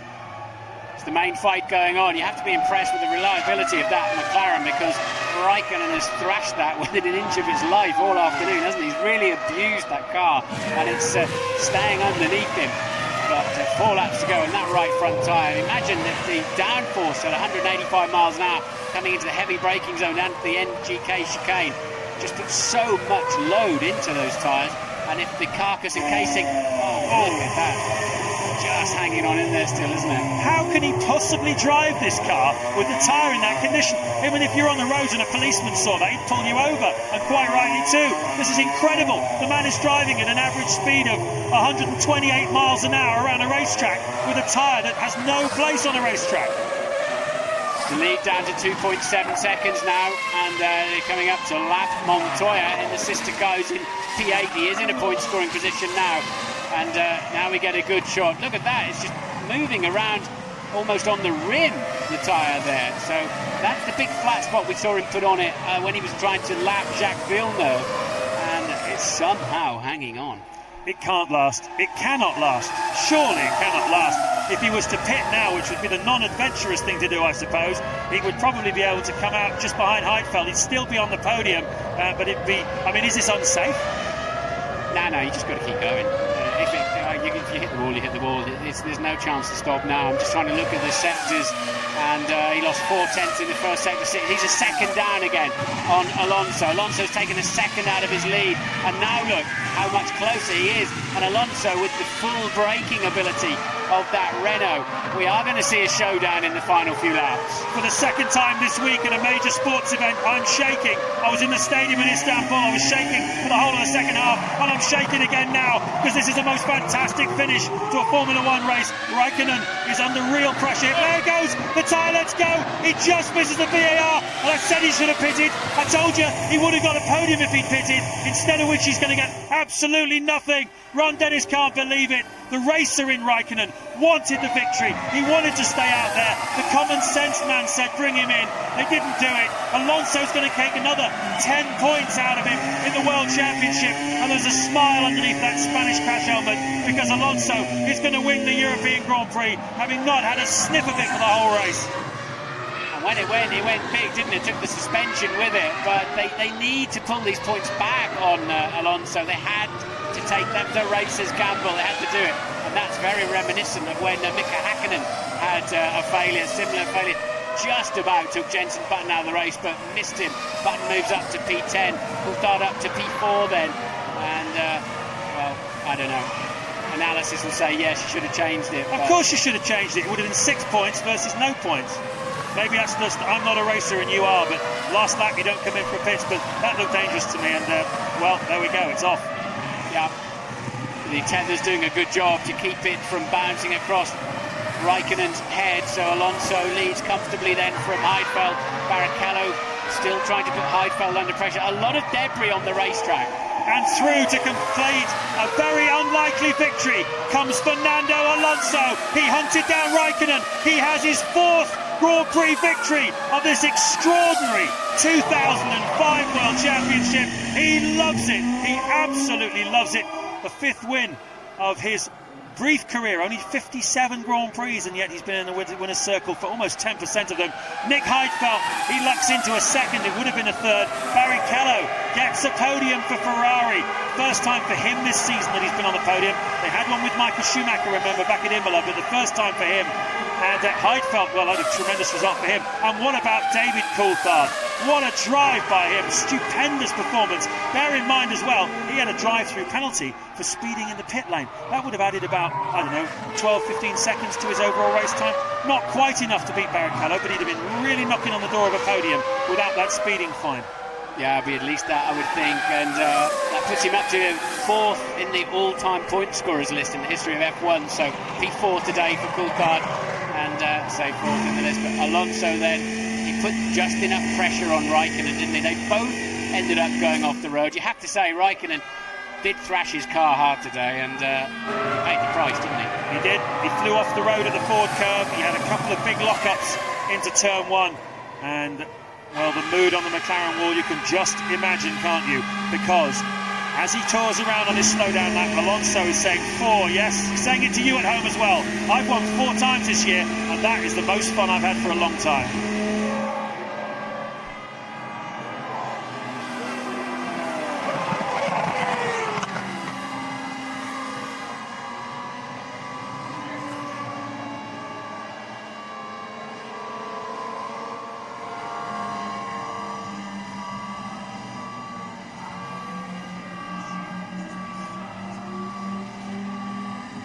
You see, it just vibrated the suspension to bits. Bits of wishbone, uprights, flying through the air. Good night, Vienna, for Kimi Raikkonen. He didn't lead every lap of this Grand Prix.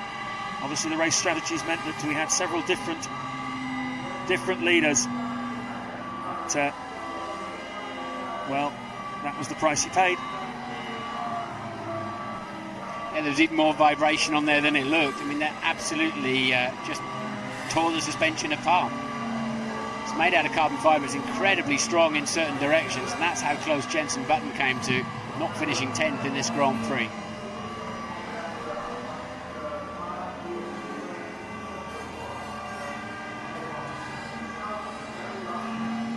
Now, we'll be replaying that incident for many, many weeks to come. He's so close to Button, who himself had an incident like that at Spa, didn't he? He had a tyre failure and he whacked one of the Minardis, I believe, into the wall. Similar situation. That irony of ironies, it happened just right in front of the Mercedes-Benz stand as well. Right behind where he is now is where Mercedes-Benz put all their guests, so they had the pleasure of seeing that right in front of them. That car basically shook itself to bits. When you watch that, I think you're right, James. Actually, now you see that amount of movement going into the suspension, which a Raikkonen must have been able to see. Then it wasn't just a question of the tyre delamination; it was actually literally ripping the corner off the car.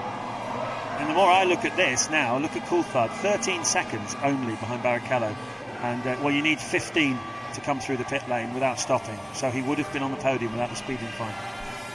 Yeah, but you lose time on the way in as well. There's a really tight corner, slippery corner on the way in. But yeah, I'd imagine it cost him like that. But he's only, if you look, he's only 15 or 16. Heidfeld was only a fraction in front too of Barrichello, so he'd have been right in there.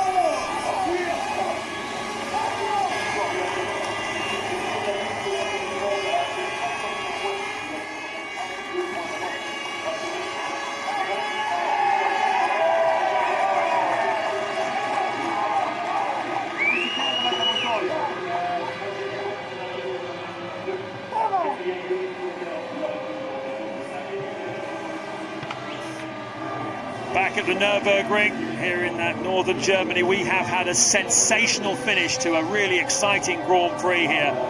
Kimi Raikkonen's tyre exploded at the beginning of the final lap, handing victory to Fernando Alonso, and a crucial 10 points further ahead of him in the World Championship. We'll debate long and hard about whether or not McLaren should have brought Raikkonen in. Even though it would cost him the victory, he still probably would have got a podium here this afternoon and 6 points at least, but they didn't do it. He obviously didn't want to do it, Raikkonen himself, but it cost him very, very dearly indeed. Yes, they have to prove the tyre was dangerous, which wouldn't have been difficult.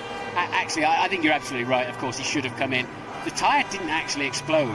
The vibration and the out of balance of the tyre became so strong, it literally ripped the suspension off the car. The tyre was just, I would imagine, still inflated actually, but it was the cause of the accident, and they obviously decided to wing it, to chance it on the final lap. And, well, they took some pain for it, didn't they? They certainly did. Another dramatic race in what's turning out to be the best World Championship for many, many years. There's Nick Heidfeld. He was our pole sitter here today. Slow away from the start, but on his 3-stop strategy, he kept going. He was on for a podium, and then when Raikkonen's suspension broke, he nicked second place for the second race in a row then, Heidfeld. Monaco P2, and now the European Grand Prix P2. Flavio Briatore can't believe it. And neither could Fernando Alonso. You know what, Martin? He only led one lap of this Grand Prix. Well, no, he didn't. He led in the middle part as well, but crucially, he led the most important lap, which is the last one. Yeah, as ever, Michael Schumacher crept up to 5th. Fisichella started from the pit lane and finished 6th. He had good pace through that Grand Prix, so a good recovery drive there from Fisichella. Montoya, with a difficult afternoon, got caught up. Amazing that his McLaren got to the end, isn't it, after it was run into by Mark Webber's Williams down into turn 1. So we still, we had 18 finishers, plus Raikkonen not getting round the last lap. Flavio Briatore putting some manners on Herbie Blash. He used to run the Brabham Formula 1 team. You drove for them, I worked for them. Good old Herbie, he's seen some highs in Formula 1 and some lows as well. Flavio simply cannot believe it. I don't think anybody can. Well, it'll be very interesting to hear what McLaren have to say about that, whether they even considered bringing him in. Michael Schumacher smiling. 5th place again amongst the also-rans for the great man. His teammate on the podium on a different strategy from him that you have to say worked well for him here today. Schumacher stopped twice, went long on the fuel at the start. Barrichello went light in qualifying, got himself up the grid, and Schumacher lost out really heavily in that first corner incident, didn't he? It dropped him right back to 17th place. The tyres there on the back of the Renault as they come out onto the podium. I think it's significant also that the Bridgestones did have better wear rate today, no doubt about it. Most of those Michelins were really struggling to get to the end of the race, so hopefully Bridgestone getting on it.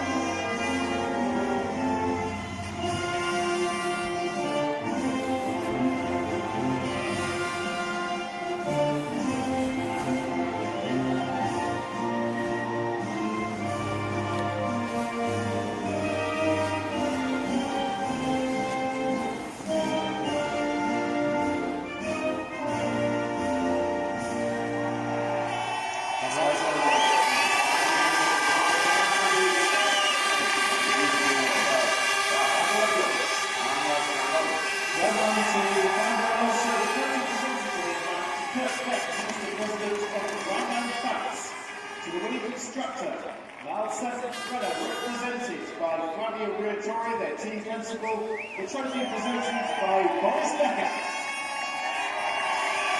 That's for you, says Flavio. Leading below him to second place rider Nick Lucas. She's taken possession by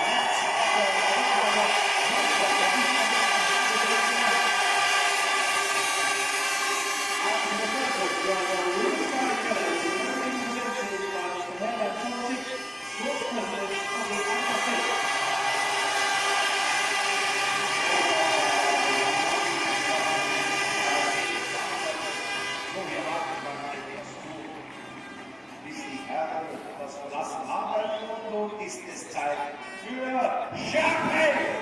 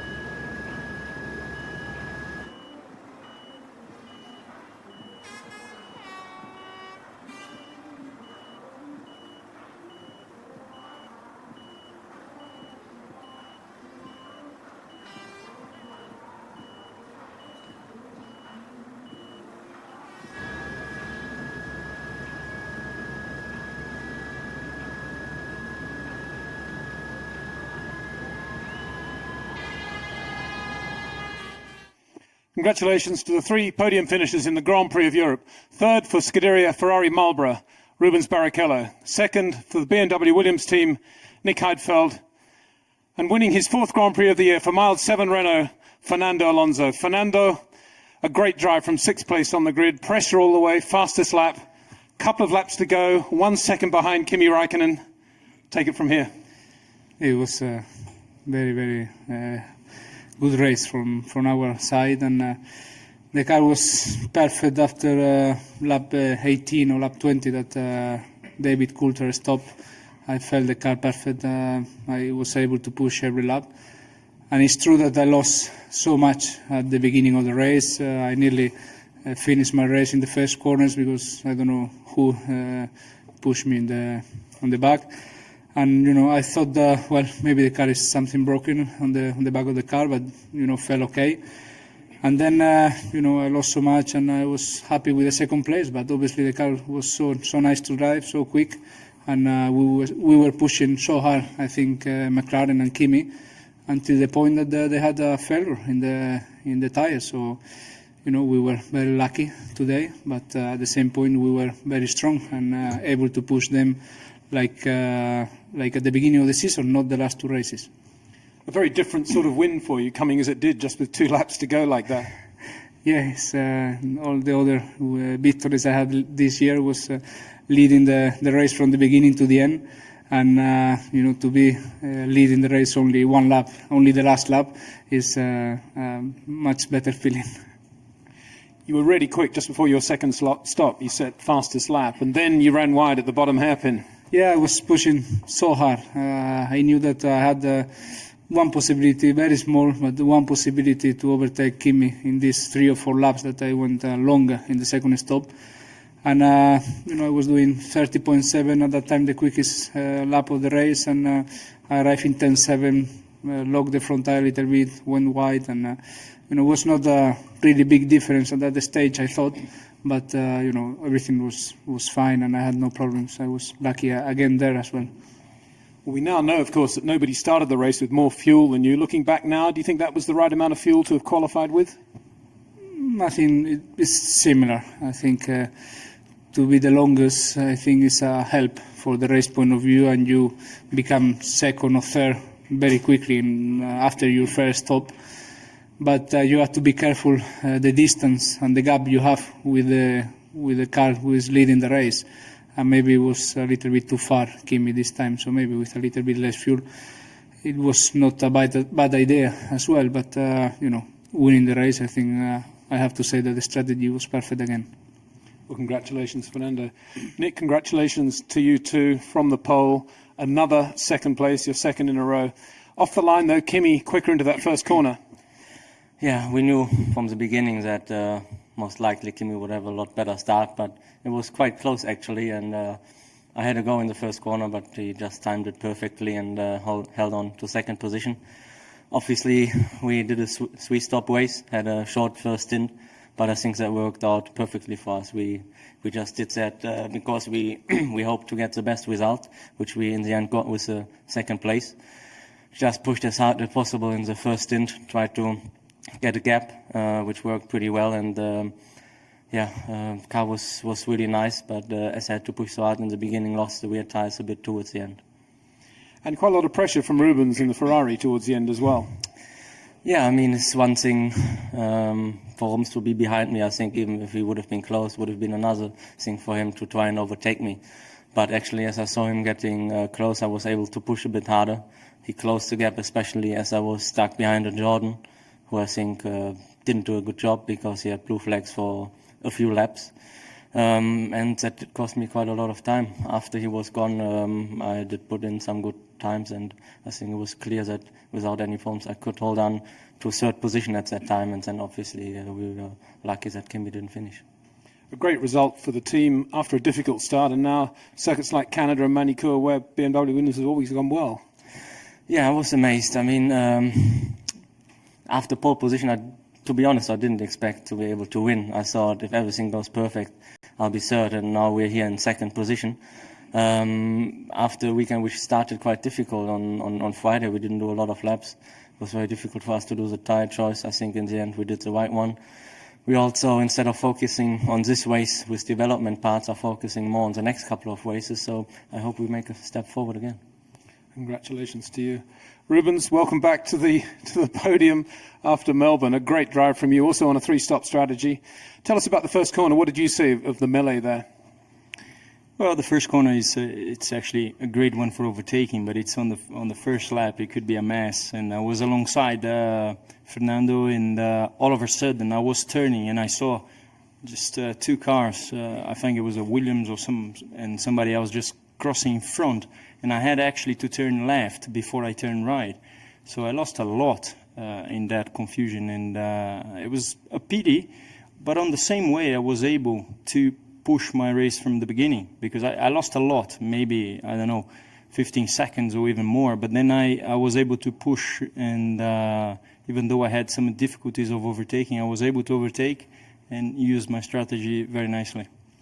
Well, it looked as if you were enjoying yourself out there today. There's a lot of racing going on, and the car proved reliable and relatively quick. Yeah, the boys, the factory and the boys here are doing a fantastic job to make up the time, really. I mean, it's very unfortunate that we have been out of the podium since a long time. The car is very reliable, the engine is good, and the tires are fantastic. It's just that we had a difficult time at some point into the season, but we're coming back. Of course, I feel that the Ferrari team will be very strong from now towards the end of the year, and we're going to be winning races hopefully soon. Congratulations. Now, if we can have some words in your own language, starting with Fernando in Spanish. Ha sido una fantástica carrera para mí. El conseguir la 4ª victoria de este año es un sueño hecho realidad. He tenido mucha suerte de que Kimi no acabase la carrera, y gracias a eso pues tuve la posibilidad de ganar, pero bueno, aún así tuvimos nosotros un poco de culpa. Fuimos forzando la máquina toda la carrera, llevándolos a McLaren y a Kimi mismo pues al límite de sus posibilidades también, y hasta que todo se fue al carajo, ¿no? Con el neumático. Y bueno, pues he tenido suerte, ya digo, pero creo que merecíamos esta victoria después de los problemas que tuvimos en Mónaco, y vuelvo a tener un coche competitivo y un coche ganador, y gracias a Dios no he fallado. And Nick? Ja, fantastische 2 Wochen für mich. Zweiter in Monaco, Zweiter hier, Pole Position im Qualifying. Ich glaube, besser kann es nicht laufen. Man sieht, denke ich, dass wir uns stark steigern. Lob an BMW und Williams, die unglaublich hart gearbeitet haben. Man sieht, glaube ich, dass unsere Strategie sich ausgezahlt hat von Pole Position. Es war klar, dass es sehr, sehr schwierig wird zu gewinnen. Ich dachte, wenn alles gut läuft, kommen wir aufs Podium. Ich denke, das hat alles optimal funktioniert. Konnte fast während des ganzen Rennens frei fahren und freue mich auf die nächsten Rennen und bedanke mich bei allen meinen Fans. Thanks, Nick. Rubens.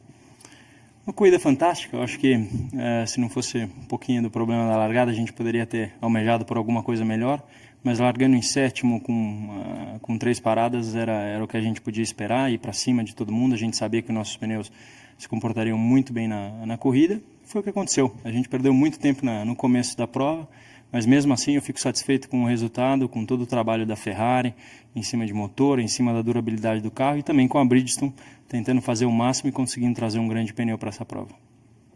Thanks, guys.